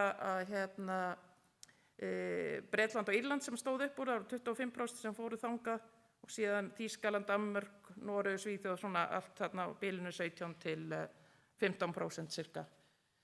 Það er ekkert mikill munur á því hvort það er sumar eða vetur hvað fólk er að gera, eða semst akkur tilgangur ferðar. Það er frí ívið meira reyndar veturinn heldur en sumarið og svo þetta að heimsækja vina og ættingja og síðan svona vinnuferðir. Nú dvalarlengdin, hún ögn lengri yfir sumartíman og fólk fer svona aðeins í lengri ferðir og fólk sem að fara í frí, það yfirleitt með maka eða fjölskyldu en þeir sem að fara í vinnuferðir og kemur auðvitað ekki óvart eru oftar einir á ferð. Nú svo það hinn hópurinn sem að koma til Íslands. Þetta eru hvaðan þáttakendur í þessari könnun koma og þetta eru 36 mismunandi lönd sem er býsna mikið og dreifist eins og við sjáum út alla koppa grundir nánast. Athyglisvert að enginn frá Kanada samt, sem við náðum í könnuna, þeir hafa ekki flogið sko. En þetta spannar öll markaðssvæðin sem eru skilgreind í landamærakönnun Hagstofunnar og Ferðamannsstofu og þetta eru þessi svona 10 helstu löndin, svo eru frá mörgum það sem bara einn sem að svara frá þessum löndum, 1 og 2 jafnvel. Nú, já, ég glemdi nú kannski að taka það fram áðan að af þeim sem eru búsettir erlendis voru 40% rúmlega Íslendingar sem eiga heima sem sé í útlöndum og að nota þetta flug. Og það kannski skýrir dálítið hvað margir hafa komið hérna áður, eins og ég sjáið, þannig að það eru 70% yfir sumari sem hafa, eða bæði sumar og vetur sem hafa komið áður. En það skýrir ekki samt allan þann fjölda. Þannig að margir af útlendingunum höfðu komið áður til Íslands. Nú, tilgangurinn, þetta er svona svipað eins og með Íslendingana, að það eru, og það kannski reyndar það sem að koma okkur pínu óvart, hversu hátt þetta að heimsækja vini og ættingja. Þetta var hátt líka í Iceland Express fluginu á sínu tíma, en miklu lægra en þetta. Það var innan við 20%, en þótti samt mikið. En aftur þarna spilar inn í hvað stór hópur, 40%, sem eru Íslendingar búsettir í útlöndum, sem eru að nýta þetta flug. Nú, við spurðum líka af hverju fólk var að koma, af hverju valdi Norðurland, og þetta bara svona smá sýnisorn og það raunverulega þannig að fólk að nota tengiflugi bara í alls konar tilgangi og þetta spannar mjög margt, það bara fólk langar að fara út á land, sumir að koma og nefna dálítið margir að þeir hafa tilfinninguna sem vinna ferðamenn hérna og þess vegna komið hingað. Svo þeir auðvitað að, eins og ég sagði áðan, heimsækja vini og ættingja, margir sem nefna háskólan, annarkvort fundi, ráðstefnur, námskeið og við þurftum að taka út, það skekti svo rosalega, það voru örfáir sem þegar var talað dvalartíma, þá var kannski fólk að merkja við 3 mánuði. Þannig að voru svona einstaka útlagar sem gerðu það þá verkum að dvalarlengdin hefði skekst áttið. Við tókum þessa útlaga út í greiningunni. En þá kannski að ræða skipti prófessora eða gestaprófessora eða eitthvað þvílíkt sem að notu þetta flug eða einhverjir sem að vinna hér á einhverjum í skamman tíma. Þannig já, það alls konar meiri segja humarsúpan á bautanum sem kom þarna inn í og svo kannski bara rétt að lokum þá við spurðum aðeins út í eða gáum fólki tækifæri að koma með athugasemdir og fólk var mjög duglegt að koma með athugasemdir, við fengum 270 athugasemdir frá svarendum og það var eiginlega svona 50-50 helmingur jákvæður, helmingur neikvæður. Það skiptist í raunverulega í 2 horn. Og kannski áður en einmitt kem að þessum athugasemdum að þegar við spurðum upplifun erlendra ferðamanna á Norðurlandi, þá voru þeir gríðarlega jákvæðir. 2/3 gáðu alveg fullt hús. Þannig að það var mjög mikil jákvæðni. En þetta svona kannski dæmi þessar neikvæðu athugasemdir snéru margar að svona einhvers konar framkvæmdaratriðum og þá dálítið mikið hvað varðar upplýsingar eða upplýsingagjöf, aðstöðu í Keflavík, innritun, farangurs og flugtíðni, það var reyndar svolítið komið inn á það, flugtíðni. Og svo voru sko atriði sem voru bara ófyrirsjáanleg, eins og bara ef það eru einhverjar flugvélbílar eða eitthvað slíkt, sko, einhverjar tafir sem ekki endilega voru af völdum flugfélagsins. En jákvæðu athugasemdir, þær sýna rosalega ánægju með tengiflugi sem valkost. Það kom mjög skýrt fram. Og sem valkost við millilandaflugið. Og það sem kemur eins og við sjáum þarna sko, þessi stytting á ferðalaginu út í lönd fyrir þá sem að fara héðan. Það var mjög ábyrgandi. Þannig að þetta með að gera leiðina út í heim svona aðeins greiðari, fólk tala aukin þægindi, meira öryggi, þau eru ekki að fara yfir veturinn, eða sem sagt yfir heiðarnar á vegunum og væru öryggi með að komast út. Þannig að þetta spilar aðeins inn á lífsgæðin sem voru nefnd hérna í upphafi. Og það sem var svolítið athyglisvert að það kom strax í ljós, könnunin var sem sagt út febrúar, lag aðeins inn í mars, að það komu strax athugasemdir í febrúar að það væri ákveðin vonbrigði með að fluginu væri hætt. Og þetta var sérstaklega áberandi hjá Íslendingunum, en það komi líka frá erlendum aðilum og það var svona kommenti eins og alls ekki hætta með þessi flug, frábært að geta nýtt sér þennan kost og hann sé ekki stór útgjaldaliður ofan á utanlandsferð og bara ekki hætta flugi milli Akureyrar og Keflavíkur, það voru nokkur svoleiðis komment sem komu í febrúar og bara algjörlega nauðsynlegt að stórefla tengiflug Keflavík, gera tengingar út frá Keflavík landi mögulegar með einu klikki á leitarvélum, svona að tala að það veri gert aðgengilegra. Þannig að það var alveg, fólk tók eftir þessu. Og það sem við kannski sjáum svona bara í heildina af þessu svona stutta yfirliti og við erum alls ekki búin að kafa ofan í þetta, eins og ég sagði og ekki búin að nýta okkur þessi samanburðargögn sem við höfum, heimamarkaðurinn til staðar. Hann vill og hefur áhuga að nýta þennan kost og svo þessi hópur sem að heimsækja vini og ættinga, hann sá fyrsti til að taka við sér. Það þarf greinilega meira hvað varðar svona hinn almenna ferðamann. En ég læt þetta duga, Bili, takk.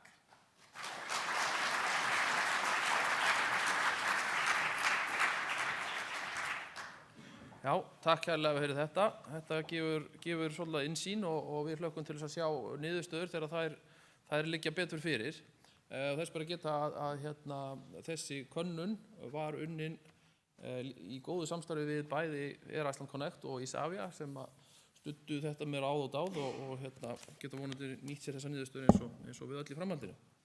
En næstur tekur til máls Árni Gunnarsson frá Iceland Connect og ætlar að segja okkur frá þeirra áskorunum í innanlandsflugi. Gjörðu svo vel.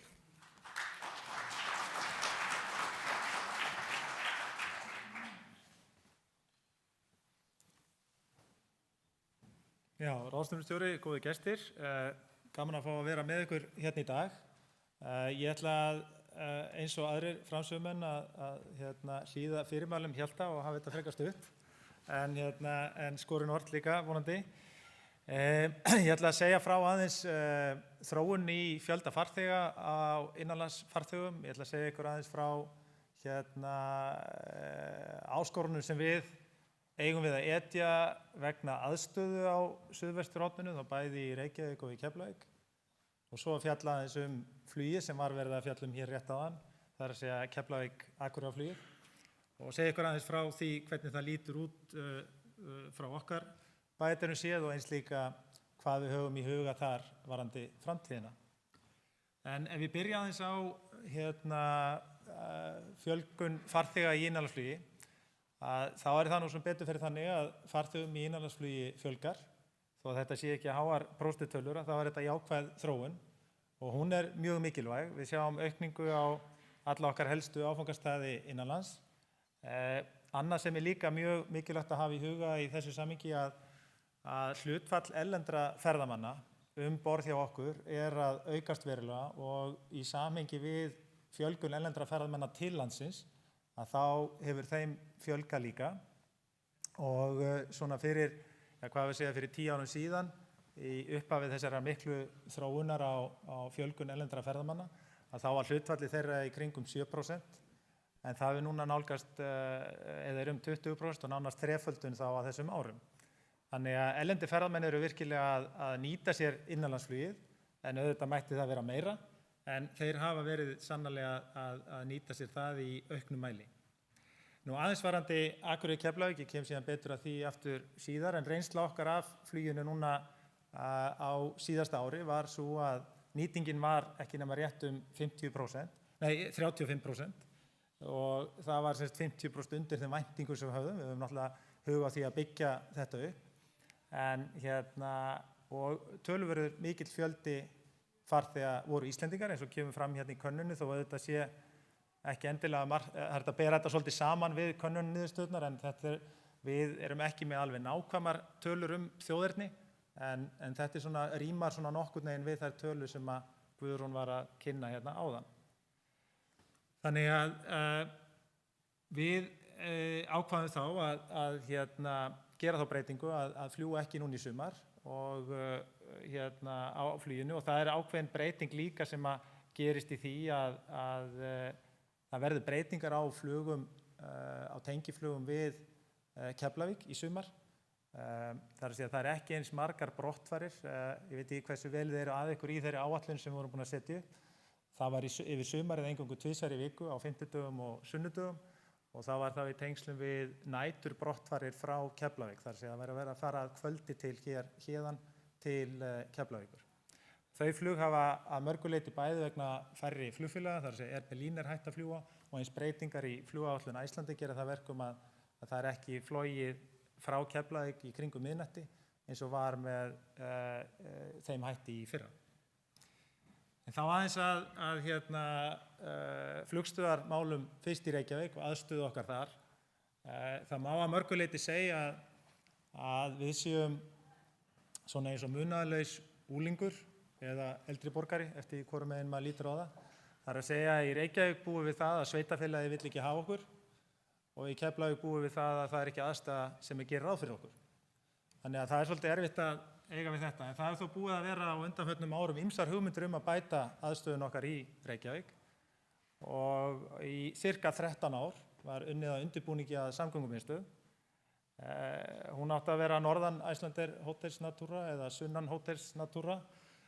Hún átti að vera við BSI eða við Kringluna eða einhverjum öðrum stöðum, en aldrei fékkst niðurstaða í málið, og það endaði með því að Jón Gnarr, sem var þá borgarstjóri, og Ögmundur Jónasson, sem var þá innanríkisráðherra, að það er ákveðið að það yrði engin samgöngumiðstöð, og þá yrði bara byggt upp á núverandi starfsvæði.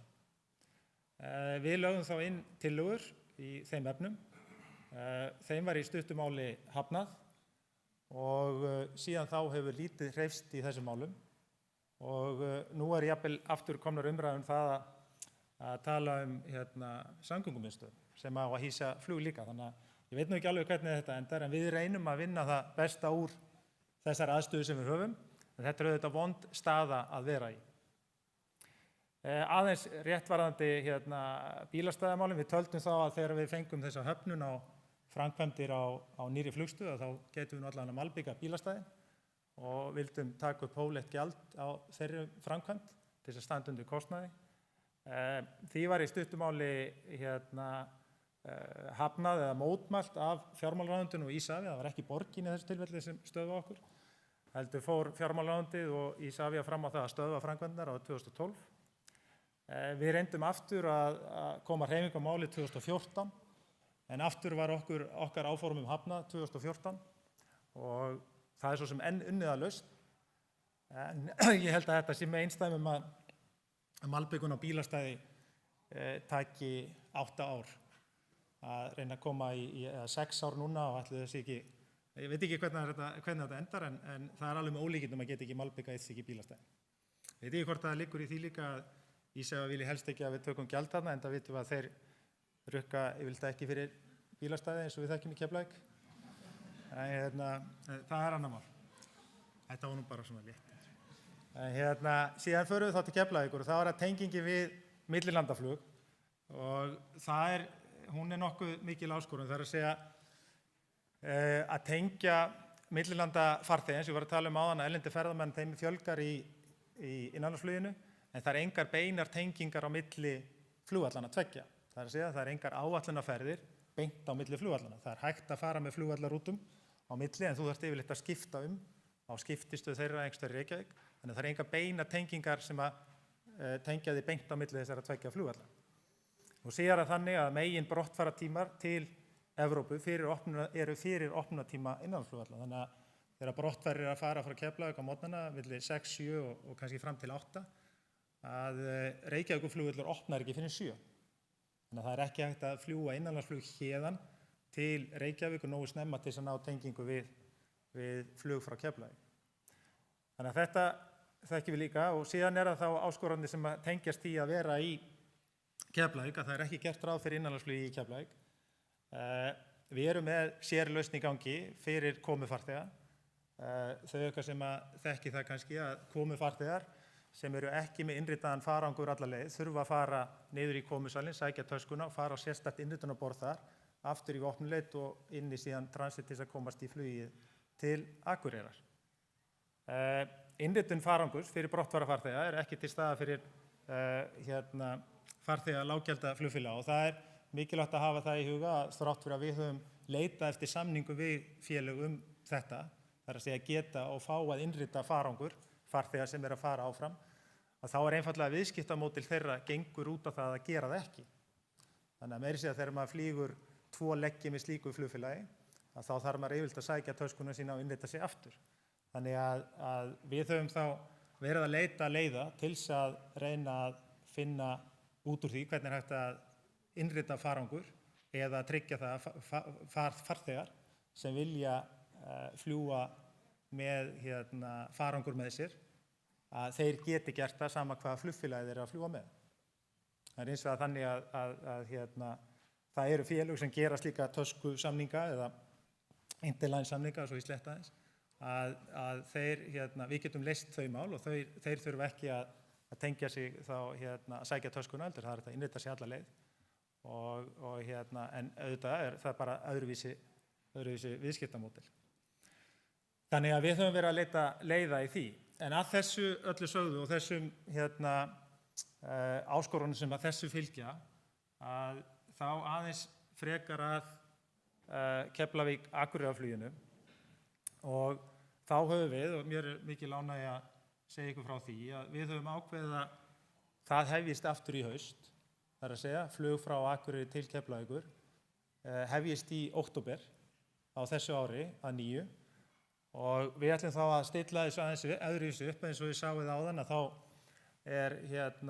sætanýtingin var nú ekki mikil í þessu á síðasta ári, en við ætlum þá að bregðast við með því að við höfum 2 stærðir af flugvélum, við höfum líka 37 seta vél og við bættum einni slíkri við í flota núna fyrir nokkrum vikum síðan, og við sjáum því fram á möguleika að nýta þá vél til þess að setja upp þetta flug aftur í haust og vera með það í gangi í vetur, og ég held að það sé lykilatriði að vera með þetta yfir vetrartímann, þar að segja að þá eru tengingarnar mikilvægari, þar að segja að hafa þetta flug í boði yfir vetrartímann, þegar að hótelrýmið hér fyrir hendi, þegar ásóknin meiri í styttri ferðir, og þá þetta ferðatíminn mikilvægari, og eins líka hér þá fyrir heimamarkaðinn, þar sem við höfum fengið mjög góð viðbrögð við þessu flugi, að þá viljum við mæta þeirri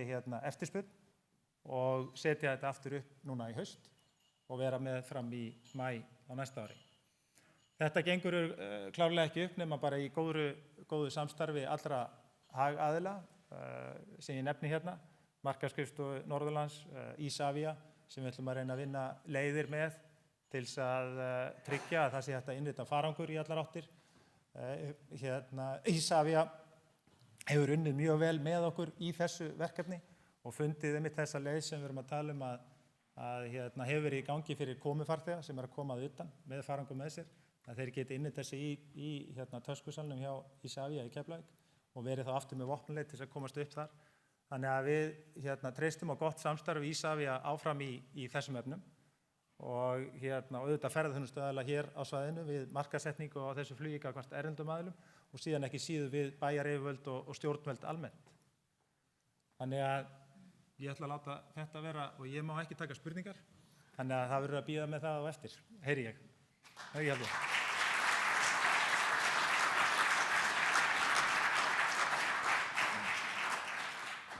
Bestu þakkir,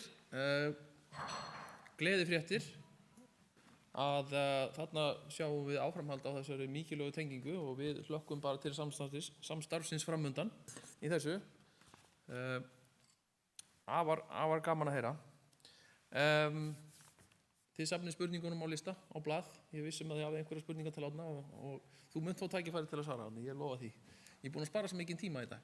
En næst ætlum að fá í pontu Hjördísi Þórhallsdóttur. Hún er flugvallarstjóri hér á Akureyri og umdæmisstjóri Isavia á Norðurlandi. Og hún ætlar aðeins að fara yfir þessi mál frá sjónarhorni Isavia.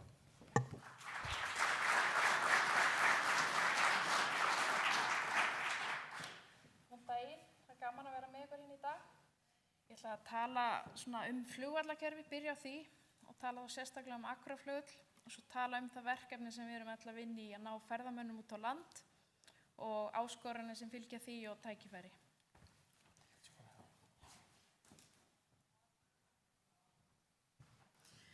Hérna sjáum við mynd af flugvallakerfinu á Íslandi. Við erum með mjög marga flugvelli.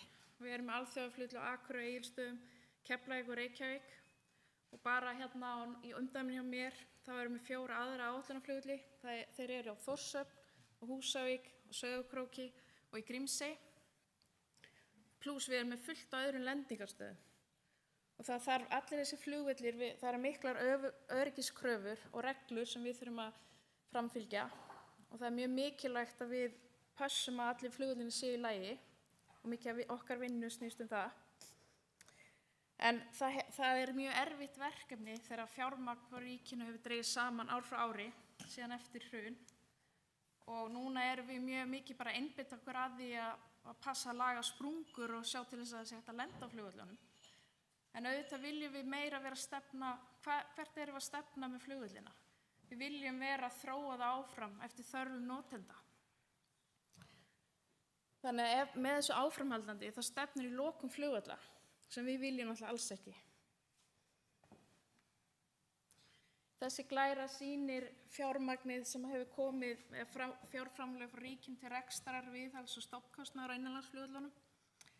Árið 2007 var bara mjög vel í lagt og þokkalegt fjármagn sem fór í viðhald og rekstur.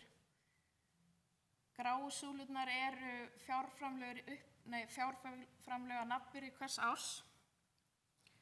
En appelsínugulu súlurnar eru fjárframlagið 2007 uppreiknað með vísitölu hvers árs. Og þið sjáið að bilið er stöðugt dálítið mikið. Og þetta er uppsöfnuð fjárþörf sem við sjáum bara í því að við náum ekki að viðhalda flugvöllunum og erum alls ekki að þróa það í þá átt sem við viljum. En svo ætla ég þetta er umhugsunar efni og þetta er mikilvægt fyrir okkur öll að við verðum að byggja upp flugvöllina. En svo erum við öll að vinna í því verkefni að fá ferðamenn út á land. Og þetta er alltaf mjög mikilvægt fyrir ferðaþjónustuna og okkur öll. Það er mjög mikilvægt við náum ferðamannum út á land til þess að við getum líka jafnað árstíðasveifluna. Það sé einfaldara fyrir ferðaþjónustaðila að bjóða góða þjónustu allt árið. Það hlýtur að vera erfitt að þurfa að segja fólki á veturnar og svo bæta við fólki á sumrin. Og þá er náttúrulega bara tilvalið að reyna að fá ferðamennin í flugi. Hvort sem það er innanlandsflug eða tengingi við Keflavík eða beint millilandaflug eða svona leiguflug eins og Superbrekk var með núna í vetur. Aðalatriðið er að fá ferðamennina út á land og það er svo Markaðsstofa Norðurlands hefur unnið mjög gott starf í markaðssetningu og við erum að vinna með Markaðsstofunni gegnum flugklassan. Þessi samvinna er svo mikilvæg. Við tölum einni röddu og vinnum saman. Við hefum verið að fara á Roots Europe með Markaðsstofunni og raun og veru, byrjaði Arnheiður að fara 2013, fórum í Isavia og Keflavíkurflugvelli og svo hefur verið að fara á hverju ári síðan þá. Það er flugþróunarsjóður sem er núna komin á laggirnar. Hann er mjög mikilvægt verkfæri sem við erum að kynna á þessum ráðstefnum. Það er mjög mikilvægt að geta sagt flugfélögunum þið getið sótt í flugþróunarsjóðnum. Og Isavia er líka að bjóða styrki fyrir flugfélög sem er tilbúin að binda sig til 3 ára. þá erum við allan með einhver verkfæri í höndunum. Hérna eru smá myndir sem voru teknar frá Routes Europe. Akureyrarflugvöllur fór fyrst sjálfstæður á Routes Europe árið 2014 til Marseille. Þá fórum við Arnheiður frá markaðsstofunni og við fórum á fundi með flugfélögum. Við bókuðum fundi, við fengum fundi með 8 flugfélögum. Maður kaupir sér aðgang, maður þarf að kaupa, kannski við keyptum 8 fundi. Og svo höfum við farið á hverju ári og núna seinast fórum til Bilbao í apríl.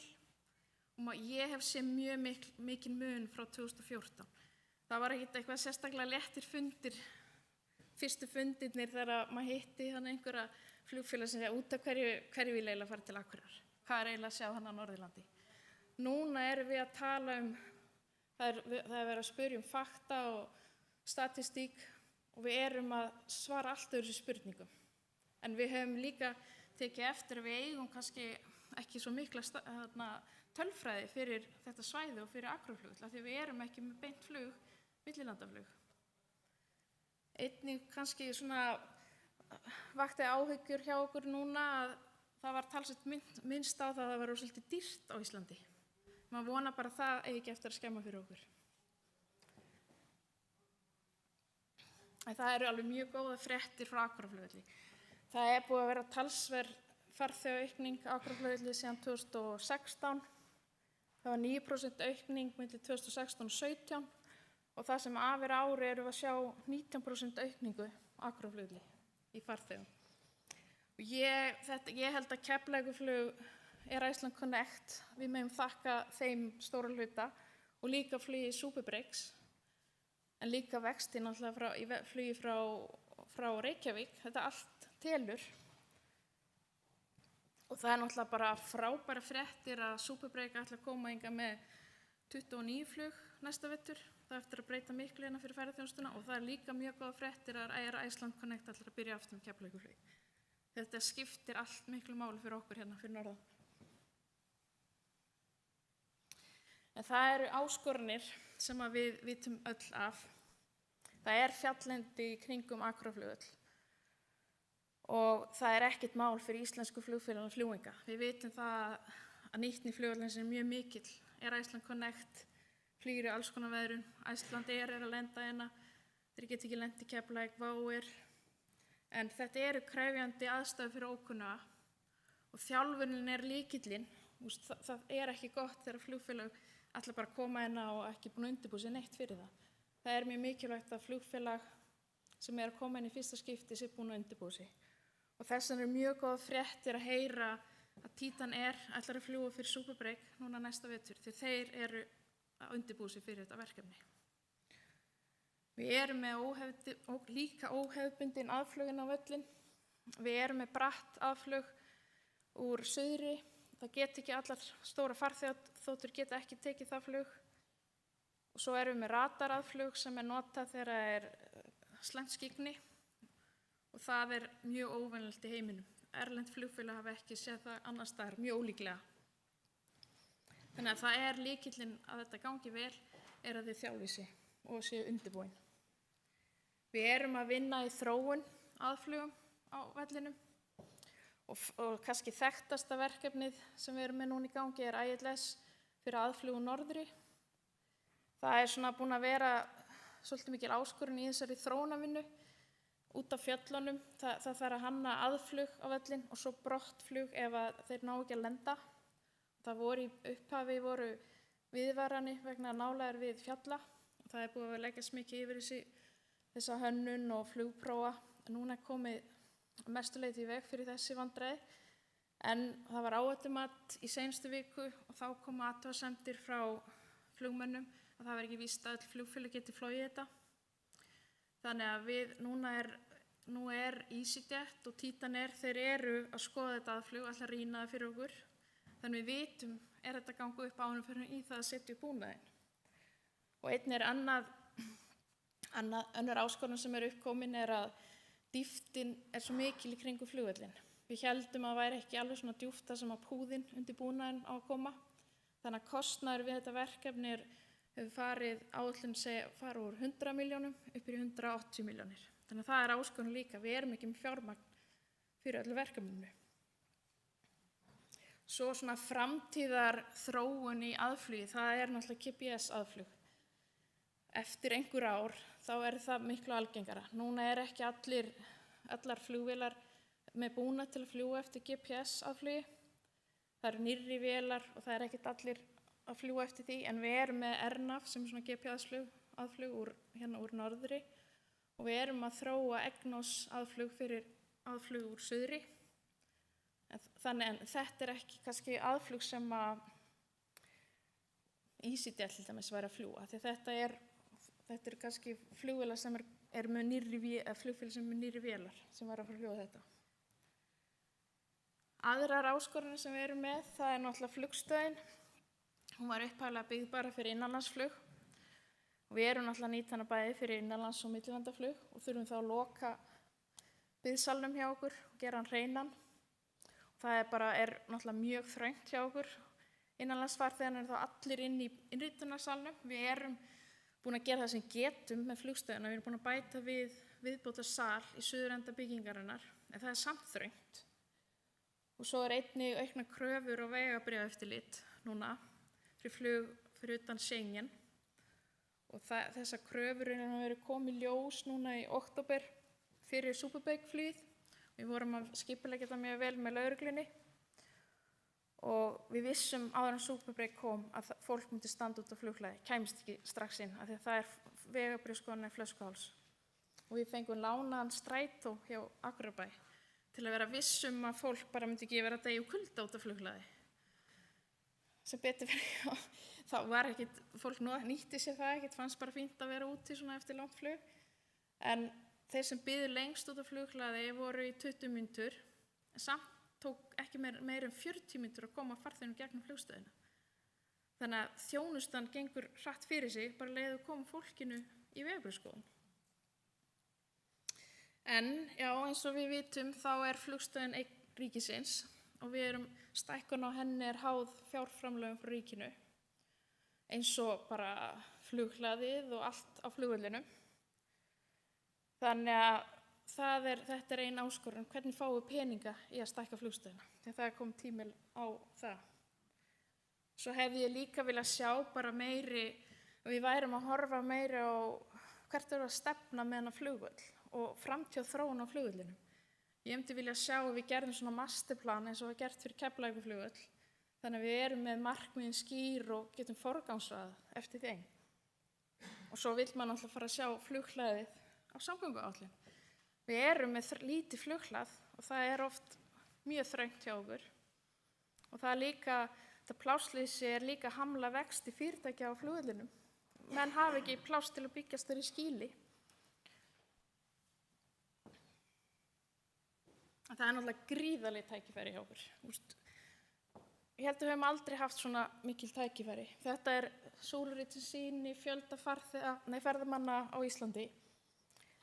Árið 2011 voru rúmlega 540.000 ferðamenn á öllu Íslandi. Þá var alveg nokkur flugfélög að fljúga til Keflavíkur.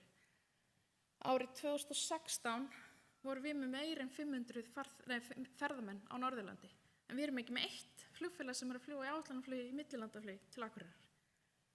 Og núna þegar ferðamenn komin yfir 2 milljónir á ári, þá líkurnar á því að þeir sem að koma í annað, þriðja og fjórða skipti, þá hljóta að vera meiri líkur að vilja koma eitthvað annað en bara til Keflavíkur.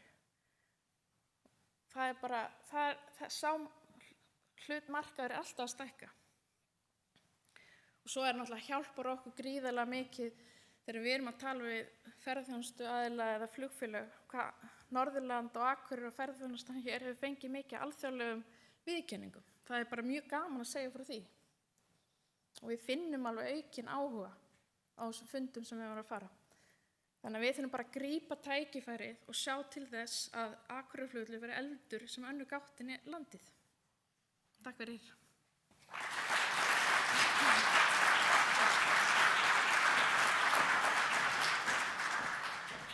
Já, þökkum Hjördísi fyrir. Gott innlegg. Þetta allt til umhugsunar fyrir okkur. En við ætlum að halda áfram, ótrauð. Og næstur á mælendaskrá er Arnar Friðriksson frá Norlandair.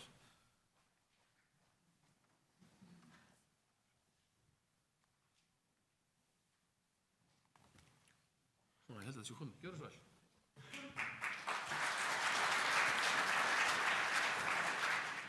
Takk fyrir. Arnar Friðriksson heiti ég og er sölu- og markaðsstjóri Norlandair.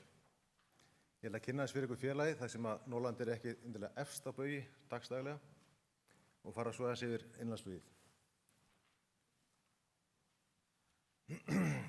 Norlandair er tiltölulega ungt flugfélag en byggir þá gömlu merg. Er þá nærtækast að líta til flugfélags Norðurlands sem var stofnað 1974.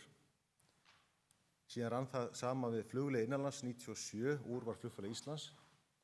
Og það var síðan í bjartsýniskasti á hápunkti síðustu hagsveiflu. Það var safnað saman nokkur mönnum og þeir endum með að kaupa 2 tvinnóttu flugvélar frá flugfélag Íslands og þá var stofnað Norlandair 1. júní 2008. Þannig að við fögnum 10 ára afmæli í ár. Höfuðstöðvar Norlandair eru og hafa verið og munu verða á Akureyrarflugvelli og í dag eru 23 starfsmenn og af því eru 15 flugmenn. Flugvélafloti Norlandair í dag samanstendur á 6 flugvélum. Við erum með 3 tvinnóttir flugvélar, 19 sæta. Við erum með eina Beechcraft King Air B200 sem tekur 9 manns í sæti og svo erum við með 2 einshreyfils G8 Gipsland Airvan sem er með 7 manns í sæti. Flugstarfsemi félagsins skiptist í 3 hluta. Fyrst er nefna leiguflugið og þetta er kjarnastarfsemi félagsins. Það bil 75% af tekjufélagsins koma úr leiguflugi og er það fyrst og fremst leiguflug á Grænlandi fyrir vísindastofnanir, háskóla og rannsóknar fyrirtæki sem er að leita auðæfum í jörðu og það er nú nóg af því á Grænlandi. Og síðast en ekki síst er að vinna fyrir danska herinn og þá helst hundasleiða herdildina. Já, við flytjum hunda á Grænlandi og svo önnur tilfærileg verkefni. Áætlunarflugið, við erum með 3 áfangastaði á Íslandi, það er Grímsey, Þórshöfn og Vopnafjörð. Við förum 3 í viku á veturna til Grímseyjar, 5 sinnum á sumrin. Við fljúum alla virka daga til Þórs og Vopnafjarðar og svo fljúum við allt ára umkring, 2 í viku til, haldið ykkur fast, Nellarit Ínat sem að þjónustar þorpið Ítagók og Tormít. Árni, þú kannski bakka mig upp í þessu síðar. En sérstæða Norlandair liggur kannski fyrst og fremst í leigufluginu og langar mig að sýna nokkrar myndir. Hérna sjáum við nokkrar myndir. Norlandair er með ca. 200 skráða lendingarstaði á austurhorni Grænlands. Það er ekki 200 flugvellir á austurhorni Grænlands. Þetta er svokallaðar náttúrulegar brautir. Með því að setja tvinnóttina á stór dekk, þá er the sky's the limit nánast. Eins og þið sjáu, það er svona mismunandi aðstæður.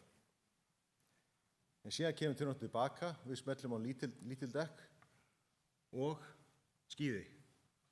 Allir á jökul. Þannig erum við að fara með bæði vísindamenn og ferðalanga sem langar að fara og labba á skíðum og í fjallgöngur og svo framvegis. Þetta er kannski svona mest einkennandi fyrir. Það er ekki mörg flugfélög sem er að brasa í þessu, en þeir eru nokkuð samt. En síðan erum við með King Air flugvél sem er svona meiri hefðbundnar flugvél, það er að hún þarf flugbrautir. Og það er kannski fyrst og fremst, hún er verið að sinna bæði leiguflugi, bæði innanlands og millilanda, en það er fyrst og fremst sjúkraflug. Við erum undirverktakar á Grænlandi og sinnum því í samstarfi Air Greenland og eins við erum að fljúga fyrir Landsspítalann og færeyska spítalann í Þórshöfn þegar þeim er vantað sjúkraflug. Bara í gær þá var vélin að koma á sjúkraflugi frá Minsk í Rússlandi. Ég var ekki viss hvort það myndi koma tilbaka. Maður veit ekki hvað gerist í Rússlandi, en það gekk allt upp. En staðinn í dag og forsendur fyrir innanlandsflugi Norlandair er fyrst og nefnilega leiguflugstarfsemin. Það er sem að leiguflugstarfsemin er að brúa mesta hlutann okkar fastakostnaði. Og númer 2, það er samningur við vegagerðina. Við erum með núgildandi samningur til 2020, 30. mars en hann háður fjárveitingum hvers árs. Síðan, auðvitað, skiptir máli að góða að og við njótum góðu samstarfi Iceland Connect sem sér sölu á öllum farmiðum og afgreiðslu á öllum okkar vélum á Akureyri.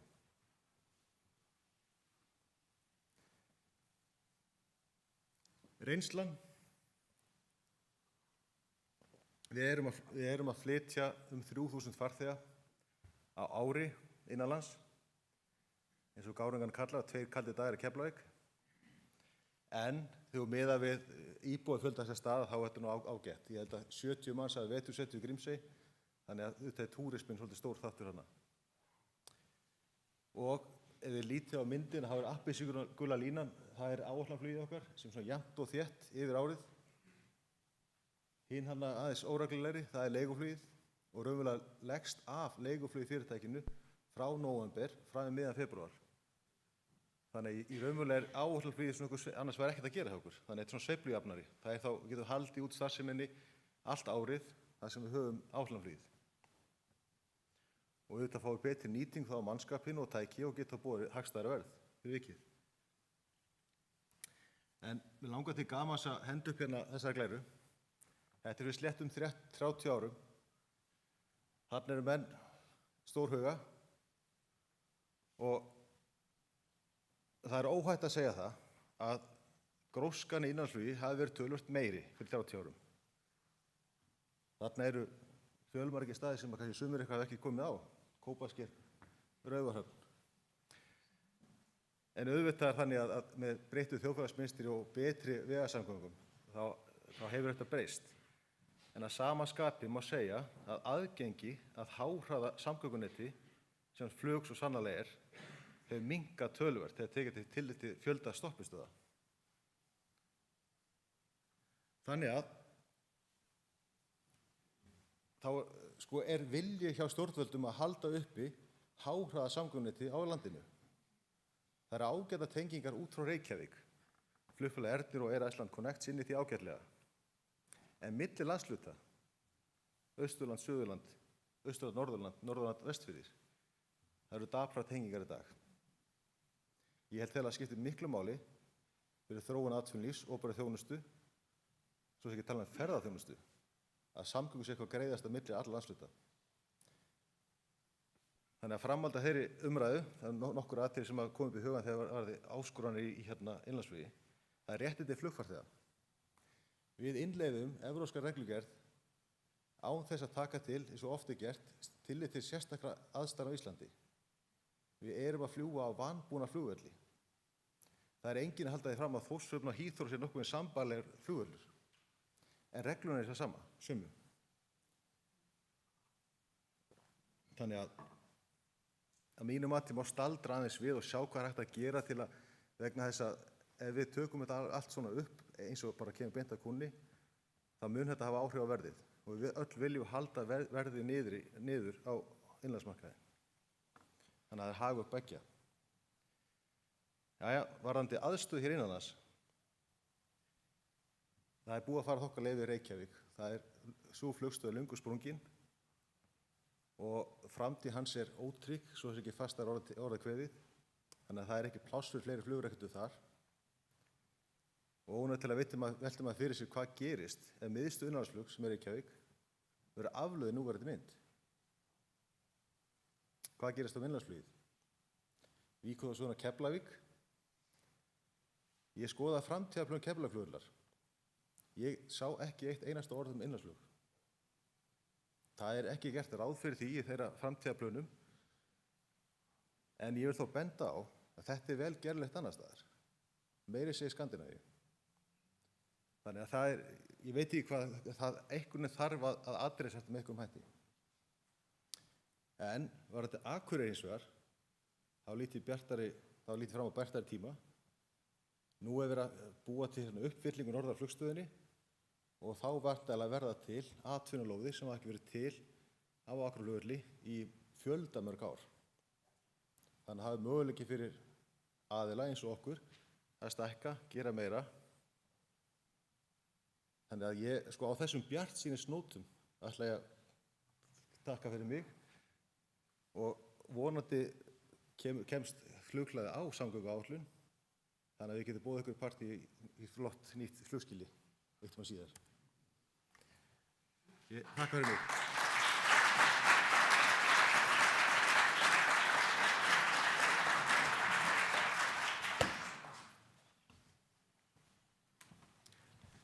Já, takk kærlega fyrir þetta, Arnar. Áhugaverðir punktar þarna og til umhugsunar fyrir okkur öll.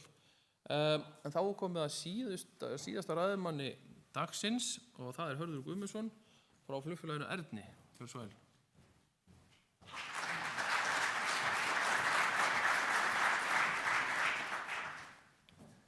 Fundustjóri, góðar áhorfendur. Það ánægilegt að fá að koma hingað norður og taka þátt í þeim umræðum sem hér hafa farið fram. Hér er búið að flytja fjöldan erinda og maður er bara fullur fróðleiks og vitneskju það hvað er að gerast hér fyrir norðan. Það er mjög gott fyrir okkur sem erum að starfa á landsvísu og með öllum þeim félögum sem stunda markaðsmál í öllum kjördæmum. Nú við fljúum á alla þessa staði en það var nú verið það var nú að tala ég myndi fyrst og fremst kannski tala Norðurlandið en flugfélagið Erni var stofnað 1970 við stofnum þetta var dreifbýlisfélag eins og Norlandair og flugfélag Austurlands á sínum tíma staðsett á Ísafirði í rúman aldarfjórðung. Nú við breyttum þegar að samgöngur breyttust í landinu, gerð jarðgöng og vegir skánuðu. Nú sjúkraflugi sem var mjög stór þáttur í okkar, það var allt svona, það var flutninga norður og svo framvegis. Það eru mikla breytingar og þá sem sagt lögum við niður okkar starfsemi fyrir vestan og héldum áfram. Nú á tímabili þá störfum við einnig erlendis, fórum í verkefnum fyrir Sameinuðu þjóðirnar og alþjóðlega Rauða krossinn vítt og breitt Afríku. Þetta átti nú upphaflega að standa aðeins í 3 mánuði en stóð með stuttum hléum í meira og minni 11 ár. Nú við færðum starfsemi okkar til Reykjavíkur þegar Tækifæri á því gafst. Það eru breytingar líka á flugi þar og við hófum flug út fyrir Reykjavík, leiguflug, ekki ósvipað því sem Norlandair að gera hér í dag með þjónustu við fyrirtæki og stofnanir, bæði innanlands og utan, milli landa.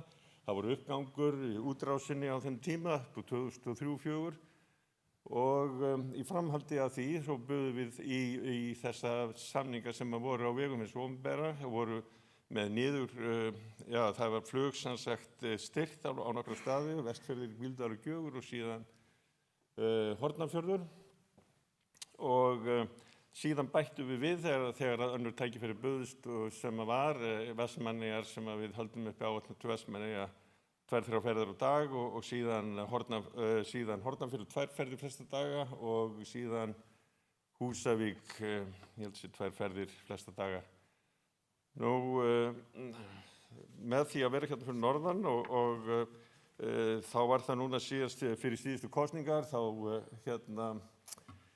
gerðum við það nú eiginlega svona að greiða semi kannski við pólitíkina og eins áeggjan bæði heimamanna og pólitíkusögu að hefja flug á Sauðárkrók í tilraunaskyni í 6 mánuði.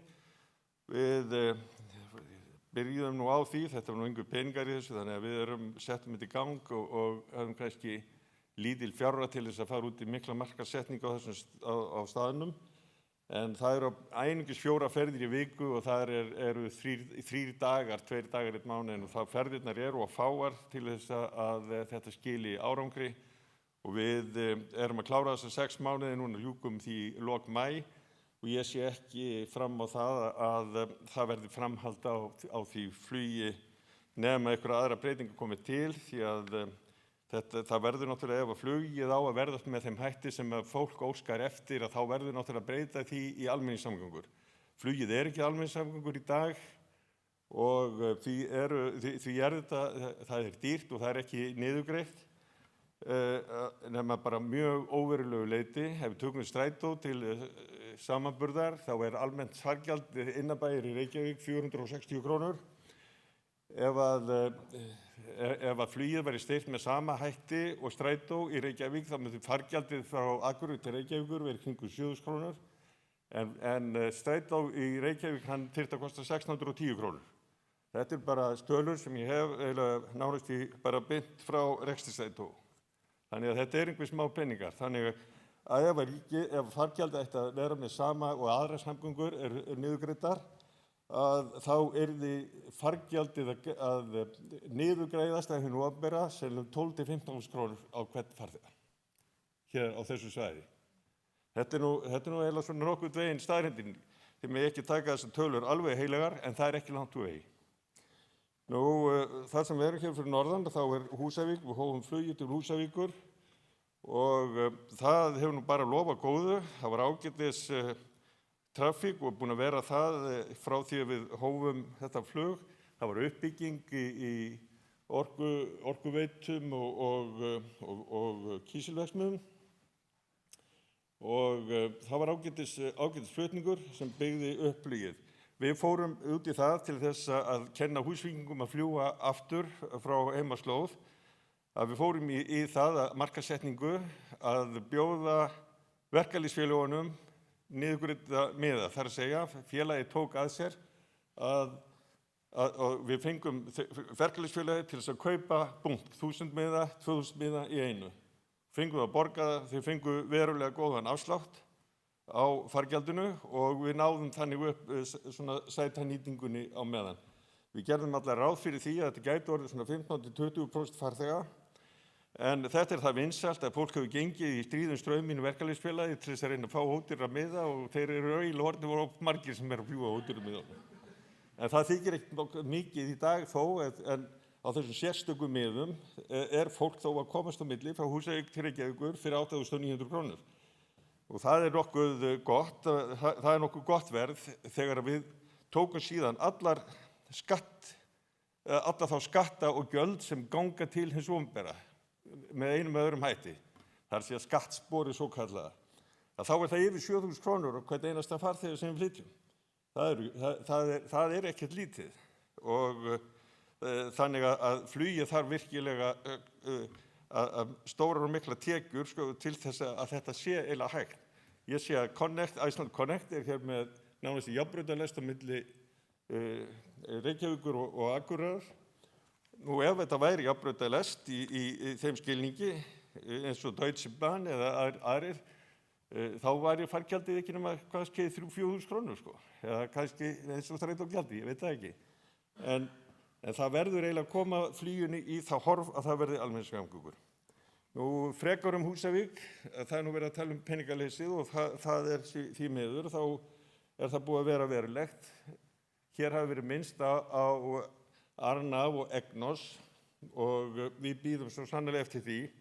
Við búum við þá staðreynd sem því miður að það voru græjur sem voru orðnar svona frekar dabrar, aðflugsbúnaður á Húsavík orðin frekar daburt og hann var rifið niður, illu hilli, þar sem ekkert annað var eiginlega komið í staðinn. Og þetta hefur okkur sviðið svolítið, en hefur þó orðið til þess að við höfum oftar en ekki þurft að koma inn til Akureyrar og fengið náttúrulega frábæra þjónustu hér og ekkert við það að sakast.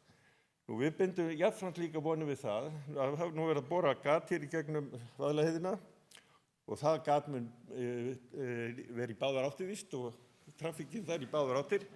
Þannig að við sjáum alveg fram á það að við getum flutt fólk til Húsavíkur og það komið hingað og svo bara jafnvel öfugt og allavega.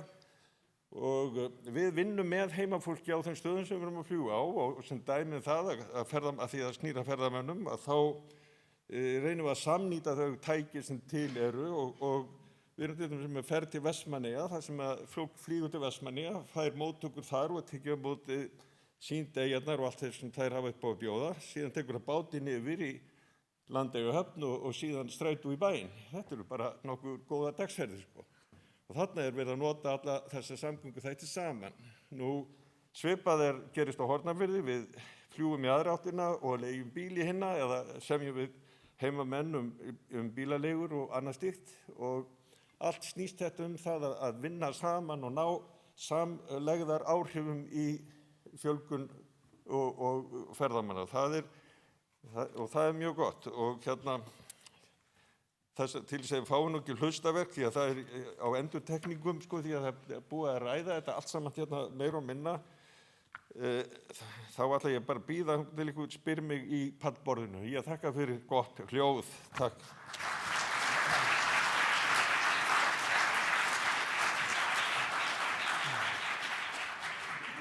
Já, kæra þakkir fyrir þetta, Hörður.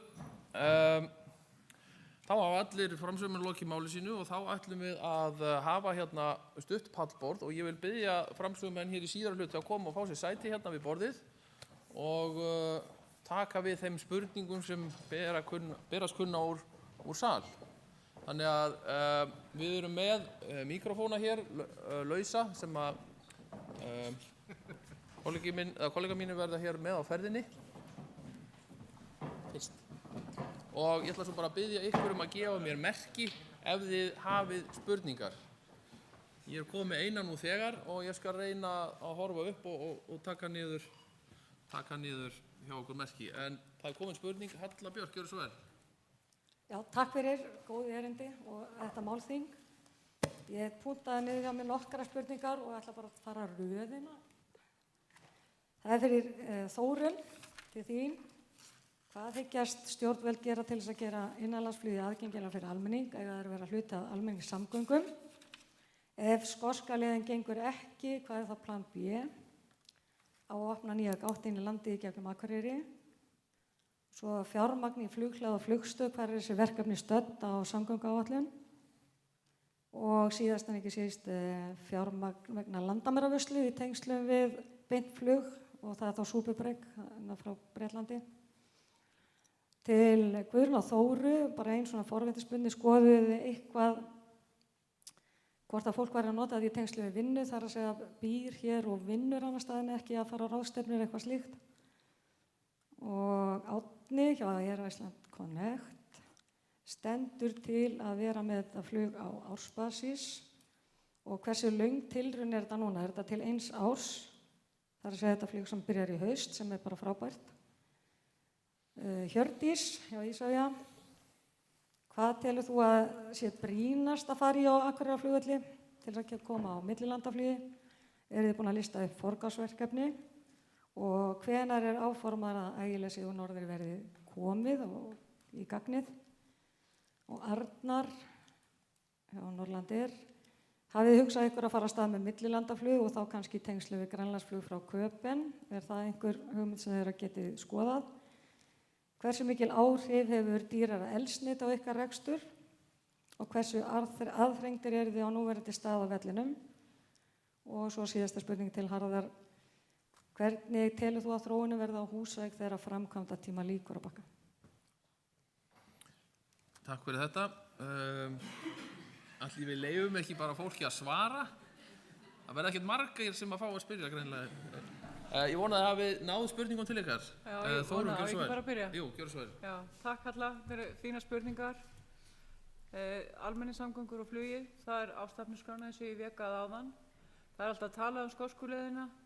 Það ekki þar með sagt að við erum að fara nákvæmlega þá leið, en við erum að finna útfærslun og hvernig við ætlum að koma þessu fyrir hér hjá okkur. Hópurinn sem ég myndist áðan, hann að vinna og finna leiðirnar í þessu. Þannig að ég reikna bara með því að sú vinna klárast og við göngum í verki og komum þessu á, því að þetta gríðarlega stórt og mikið byggðamál. Flughlaðin og samgönguáætlun. Nú náttúrulega tala ég svakalega varlega, við erum að setja samgönguáætluna saman. Ég ætla ekki að lofa einu en einu, en skrambin, þetta búið að vera svo lengi á dagskrá, við hljótum að fara að koma þessu að. Varðandi tollin og tollafgreiðsluna hérna, það var bætt fjármunum inn í fjármálaáætlun í þennan málaflokk og hann hlýtur að dreifast hingað eins og annað og þá að styrkja tollin allt land. Já, það inn í þann málaflokk, inn í löggæsluna og það. Já, það var það Guðrún, gjörðu svo vel.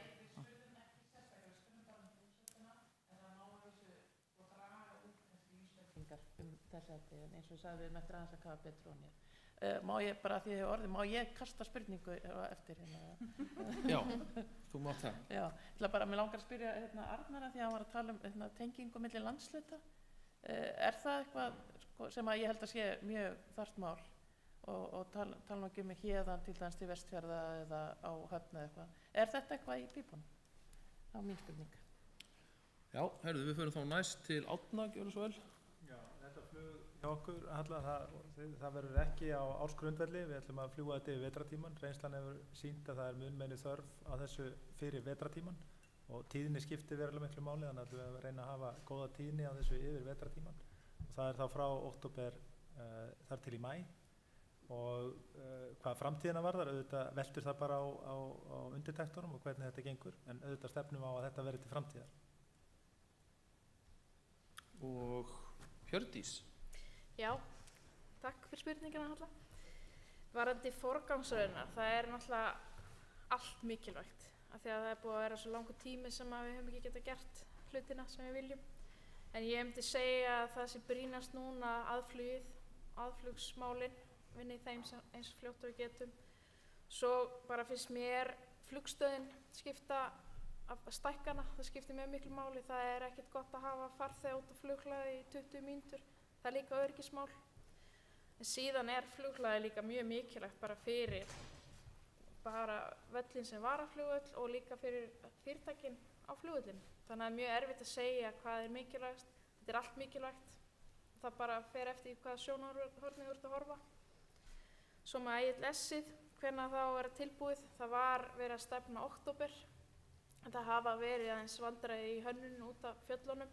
En ég held að það sé að leysast. Það allavega við fáum niðurstöðu í það líklega innan mánaðar. En svo er náttúrulega bara, þetta er miklu dýrara heldur en við heldum. Og þannig að það er stóru spurningin, fáum við fjármagn til að klára þetta verkefni? Það vantar 80 milljónir upp á. Takk fyrir það. Arnar, næstur þú kannski svarar bæði spurningu frá Höllu og Guðrúnu. Já, í bundnu máli kannski. Já, það væri fínt.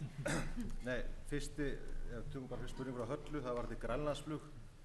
Við erum ekki að horfa raunverulega í átt að Kaupmannahöfn eða Danmörku neitt svoleiðis. Okkar fókus liggur í hina áttina að Grænlandi.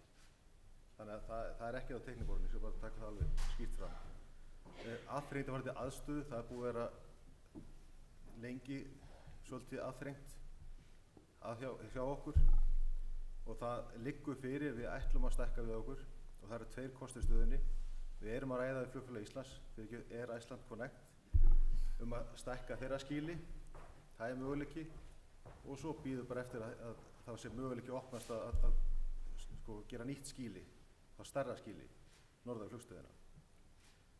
Ef við ætlum að gera eitthvað meira, ef við ætlum að stækka eitthvað, þá þurfum við betri aðstöðu, það liggur fyrir. Þannig að þetta er klálega það sem við ætlum að gera. Önnur spurningana, bónusspurningin það ekki. Það er tenging með landshluta.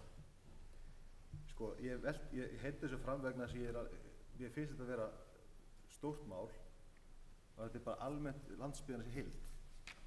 En ég vil svo taka það fram að það er ekki þannig ég sé að plana að fara að fljúga til Egilsstaða akkurat á morgun. Nema í tengslum við ef flug vera almennum samgöngum. Þá erum við klárir. Ríkið verður að koma að með einum eða öðrum hætti. Vegna þess að við búum við það stöðu í svo að við erum fámenn. Það hefur ekki breyst. Þannig við þurfum að ríkið þarf að koma að borðin til að hjálpa okkur að gera þetta. Við erum klárir með vélarnar. Takk fyrir. Já, takk fyrir það. Og Hörður, það var spurning til þín. Já, það var með framtíða möguleika Húsavíkur eftir að framkvæmdi líkur og þeim nú að stóru hluta lokið og þá verður reyndar það kom smá dífa þegar að mestu framkvæmdunum lauk en þetta er nú alltaf jáfnvel á uppleið aftur og ég sé ekki neina ástæði til þess annars en að halda Húsavík áfram og meiri sé að gefa í. Við erum að taka í notkun núna sennilega eftir svona innan við mánuð 32 seta flugvél sem við munum nota á þeirri leið jafnframt öðrum leiðum og það er nú þannig með almenna farþega inn á Íslandi að þeir fljúga á meira yfir vetrartíma þegar heiðar og vegir eru erfiðir yfirferðar þá fljúga meira en að vorin koma túristarnir inn og bæta það upp og við erum að gefa í ferða- og túristmannum. Við höfum samband við á vel á annað 100 ferðaskrifstofur víðan heim og erum að selja í öllum okkar ferðum og það greinileg aukning á því eins og hefur líka komið hérna fram hjá öðrum að vetrartraffíkin að aukast og við sáum ekki erlendan ferðamann svona fyrstu árin okkar en í dag eru nánast erlendu ferðamenn í öllum okkar ferðum út allt land. En Húsavík á sannarlega framtíð fyrir sér sem áætlunarstaður og eins og ég gat áðan, göngin liggi báðar aftur. Takk fyrir það. Herðu, það var spurning hérna, Þorvaldur Lúðvík. Já, góðan daginn. Mér langar að biðja að þakka fyrir þessa frábæru ráðstefnu, þakka aðstandendum og bara frábæru erindi hjá öllum sem hér hafa mælt í dag. Ég held að þessi ekki vegi að þakka bara Höllu líka fyrir að hafa haldið áfram með ráðstefnuna svona, með mörgum spurningum. En ég ætla að hafa þetta mjög stutt ef ég get og þetta kannski snýra að fjármálaáætluninni og þá var Þórunn þetta til svara í samgönguráði. Taldist mér ekki rétt til að þetta var 16.000 milljónir eða 16 milljarðar sem væru á fjármálaáætlun í samgöngukerfi innanlands. Ég held að ég taldi saman tölurna hennar áðan og það er á næstu 5 árum og mín spurning í rauninni í því ljósi að heildarframlag á fjárlögum til allra flugvalla innanlands fyrir utan Keflavík hafa verið 1.500 milljónir frá 2007. Með verðlagsbreytingar þá það samdráttur 60% sem framlag ríkissjóðs til innanlandsflugvallakerfisins. Af þessum 16.000 milljónum sem eiga að fara í samgöngu innviði innanlands á næstu 5 árum samkvæmt fjármálaáætlun, hve mikið áætlað í innanlandsflugvöllina af þeirri fjárhæð og einbeittur vilji ríkisstjórnarinnar sem stendur á bakvið þessa fjármálaáætlun að halda áfram uppbyggingu innanlandskerfisins. Þetta var fyrir Þórunni og örstutt til Arnar.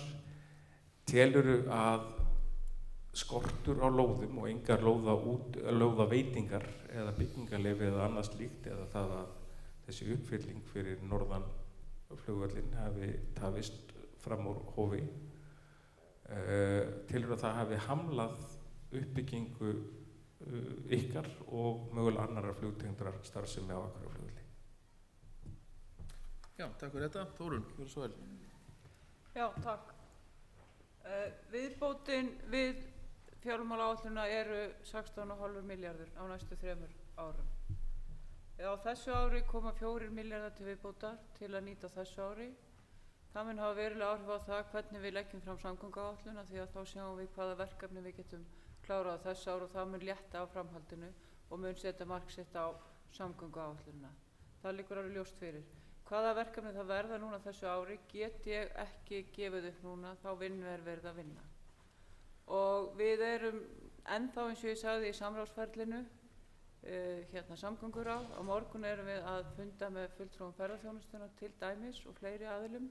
Þannig að við erum ennþá að safna og viða okkur upplýsingum til að setja inn í þessa vinnu. Það er rétt að fjárlög og framlög til flugvalla hafa ekkert verið næg. Og þó við séum meiri núna heldur en það hafa verið í einhver tíma að þá vitum við alveg að þetta ekki nægilegt. Það liggur alveg ljóst fyrir.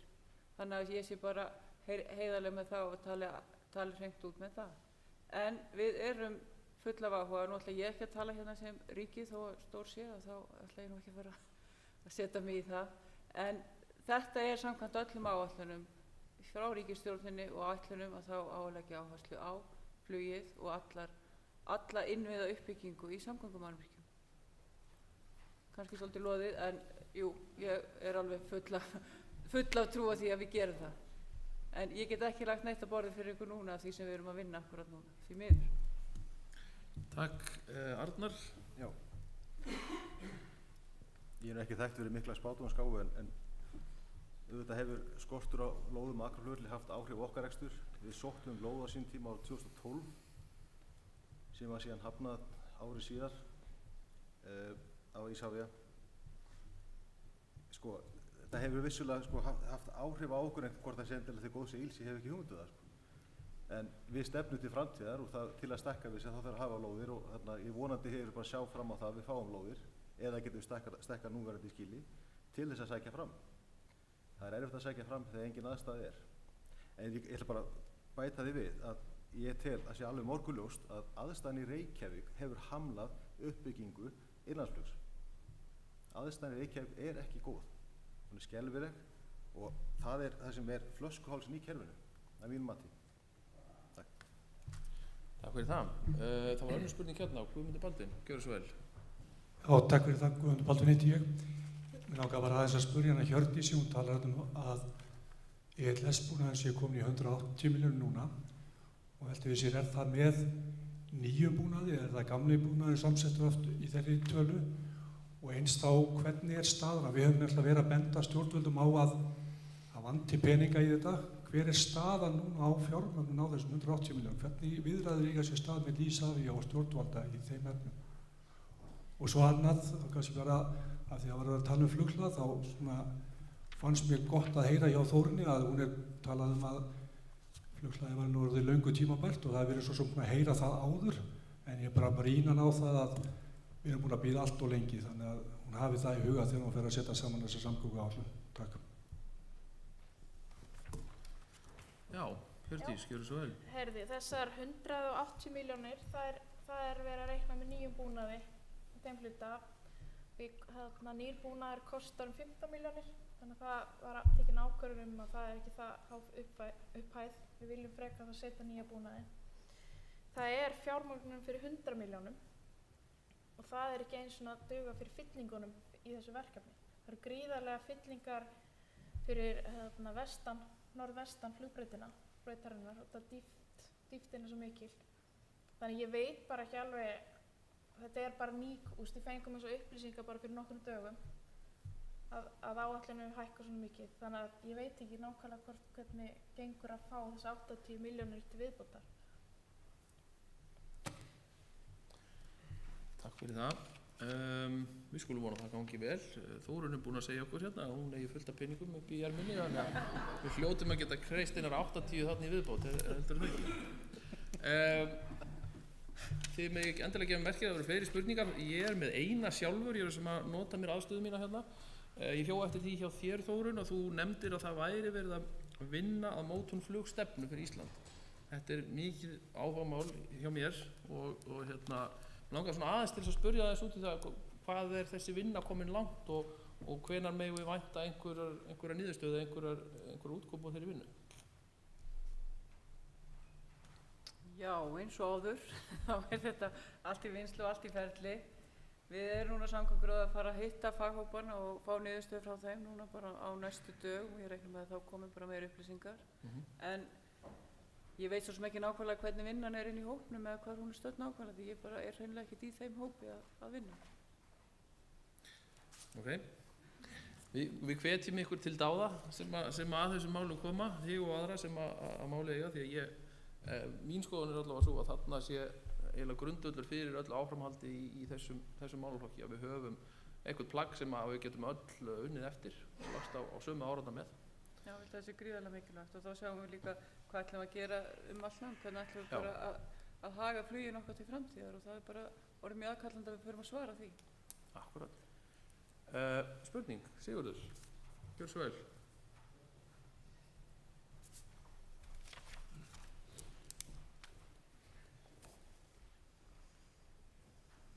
Já, Sigurður heiti ég. Ég ætla að beina máli mínu aðeins til Árna. Ég hjó eftir því áðan að þú myndist á að tengingarnar, eða sem sagt farþegar sem kæmu frá Keflavík og ölluðu í innanlandsflug, að miðstöð strætósamgangna eða annað, það væru ekki við hliðina á hjá flugfélaginu og farþegar þyrftu að koma sér frá þeim tengipunkti og yfir í flugstöðina sem að gera þetta meira óaðlaðandi tengimöguleika.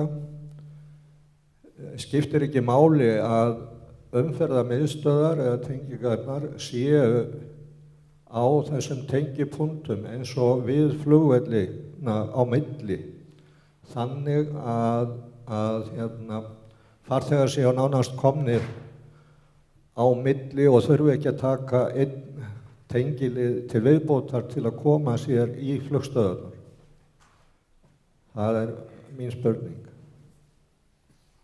Takk fyrir það. Árni. Jú, Sigurður, það alveg rétt. Það skiptir verulega miklu máli í okkar huga að það séu beinar tengingar á milli flugvallana. Við erum með þessar 2 flugvelli, annan sem aðalega í innanlandsflugi og hinn sem í millilandaflugi, og við erum ekki með beinar tengingar þar á milli, heldur eins og þú segir, það þarf að fara á milli skiptistaða, það er að segja annarkvort á umferðarmiðstöðinni eða í Holtagörðum hjá þeim sem eru þar. Þannig að við erum svo sem höfum rætt það og viljum koma á slíkum beinum tengingum, en það verður ekki ennþá gerst, þannig að það er spurningin hver ríður á vaðið og vill bjóða upp á slíka tengingar og hvort að það sé þá gert á markaðsforsendum eða hvort það þurfa að koma stuðningur að. Það er allavega þeir aðilar sem eru í akstri til og frá Keflavík hafa ekki séð sér hagi að fara beint til Reykjavíkur, ekki beint til Reykjavíkur flugvallar. En þetta myndi bæta verulega gæði þess að ferðast á milli flugvallarna og jafnvel geta stytt tengitíma. Takk fyrir það. Nú ætla ég að fara að loka fyrir spurningar. Þannig ef þið... Hjalti, má ég spyrja einna? Já. Karl Jónsson með spurningu, svo skal ég hleypa þér að, en það er síðustu forvið að gefa mér merki núna, annars fyrir ég að loka. Já, takk fyrir það. Við höfum margoft á fundum hér og ráðstefnu varðandi flugið orðið vör við málflutning frá fulltrúum Isavia varðandi eigendastefnu, að þeir hafa talað að það skorti eigendastefnu sem að einhver leyti hefur hugsanlega hamlað því að þeir geti sjálfur fjármagnað einhver leyti einhverja framkvæmdu við flugvelli landsins. Mér langar bara til að spyrja þá væntanlega Þórunni og hvort að sú eigendastefna, hvort hún sé að verða til og hvenær væri von á henni. Já, Þórunn, gjörðu svo vel. Já, hún á leiðinni skilst mér, það verið að vinna eigendastefnu. Nákvæm skil og henni get ég ekki spara frekar með hinn, en það bara eru styttri. Þekkið þið það hérna inni, hvenær skilin á því eru? Það reiknar við seinni hluta árs. Já, seinni hluta árs erum við að tala að hún verði komin. Takk fyrir það. Guðrún? Já, mér langaði að þetta kannski í rauninni saman spurninga hjá Kalla, að því að í þjóðættir þú sagði Hjördís að það var ekkert mastersplan fyrir Akureyrar flugvöll. Eftir hvaða plani er unnið þá? Nú erum við bara að reyna að halda flugvöllinu þannig að setja lenda á hann, gera við sprungur og passa hans öruggur, en það er ekkert langtíma plan. Gríðarlega áhugavert. Mér langar líka að spyrja annars, svo er af því að hann var að lýsa hérna áðan frá Superbreak markaðssetningunni í Bretlandi í tengslu við flugi hingað. Er þetta eitthvað sem þið getið nýtt ykkur í markaðssetningu á þessu tengingum hér Keflavík Akureyri? Taggað einhvern veginn inn á það eða sjáu að þetta geti vakið athygli bara á þessum áfangastað? Ég held að það sé fyrst og fremst þannig að það veki athygli á áfangastaðinu Norðurland sem að nýtist okkur og þá öllum sem erum að selja Norðurlandi. Við sjáum þarna að þarna er aðili sem að ég held að flugklassin hafa mörguleiti hitt akkurat rétt á, að þarna er aðili sem er með mjög sterka markaðssetningu. Hann hefur mjög góð tól og tæki til að ná til markaðins, þeir voru með sterka viðskiptavinahóp sem hann er að markaðssetja til og er að senda beint til bæklinga, upplýsingaefni og annað slíkt. Þannig að það er akkurat svona aðili sem mér finnst vera jákvætt að sé að koma inn hérna og líkur til þess að þessuna hafi þetta gengið, að hann hefur gott aðgengi að markanum. Það er auðvitað, við hér ferðaþjónustuaðilar á Íslandi hefum ekki þessa beinu tengingu við neytendamarkað. Við erum ekki að auglýsa í New York Times eða einhverjum stórum blöðum erlendis í Bretlandi. Við höfum einfaldlega bara ekki fjármagn í það og höfum heldur ekki þessa beinu aðgengi að viðskiptavinnum. Við byggjum okkar markaðssetningu fyrst og fremst á því að fá ferðaskrifstofur eins og Superbreak eða aðra sambærilega til að selja okkar vörur. Það er þannig sem það í rauninni við getum ekki verið í beinni neytendamarkaðssetningu þó að mörgum finnist það skrítið að einhver hafi ekki vita af þessu flugi milli Keflavíkur og Akureyrar, neytendur á Norðurlöndum eða á Bretlandi, að þá er það auðvitað þannig að við höfum ekki það bolmagn til að vera í neytendamarkaðssetningu á þessum mörkuðum. Það byggist á markaðssetningu gegnum ferðaskrifstofu. Takk fyrir það. Nú er tíminn búinn. Við erum á tíma, klukkan er 16:45.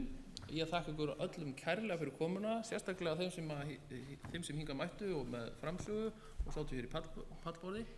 Ég vona að við höfum öll lært eitthvað nýtt í dag og getum notað okkur þessar upplýsingar sem ég komið fram sem veganesti í störfum okkar áfram. Því að öll erum við auðvitað að vinna í þá átt að efla Norðurlandi sem áfangastað og efla hingað tengingarnar. Efni ráðstefnunnar hefur verið tekið upp, ætla ég að vona, og ætti að vera aðgengilegt innan fárra daga á heimasíðu markaðsstofunnar. En takk kærlega fyrir.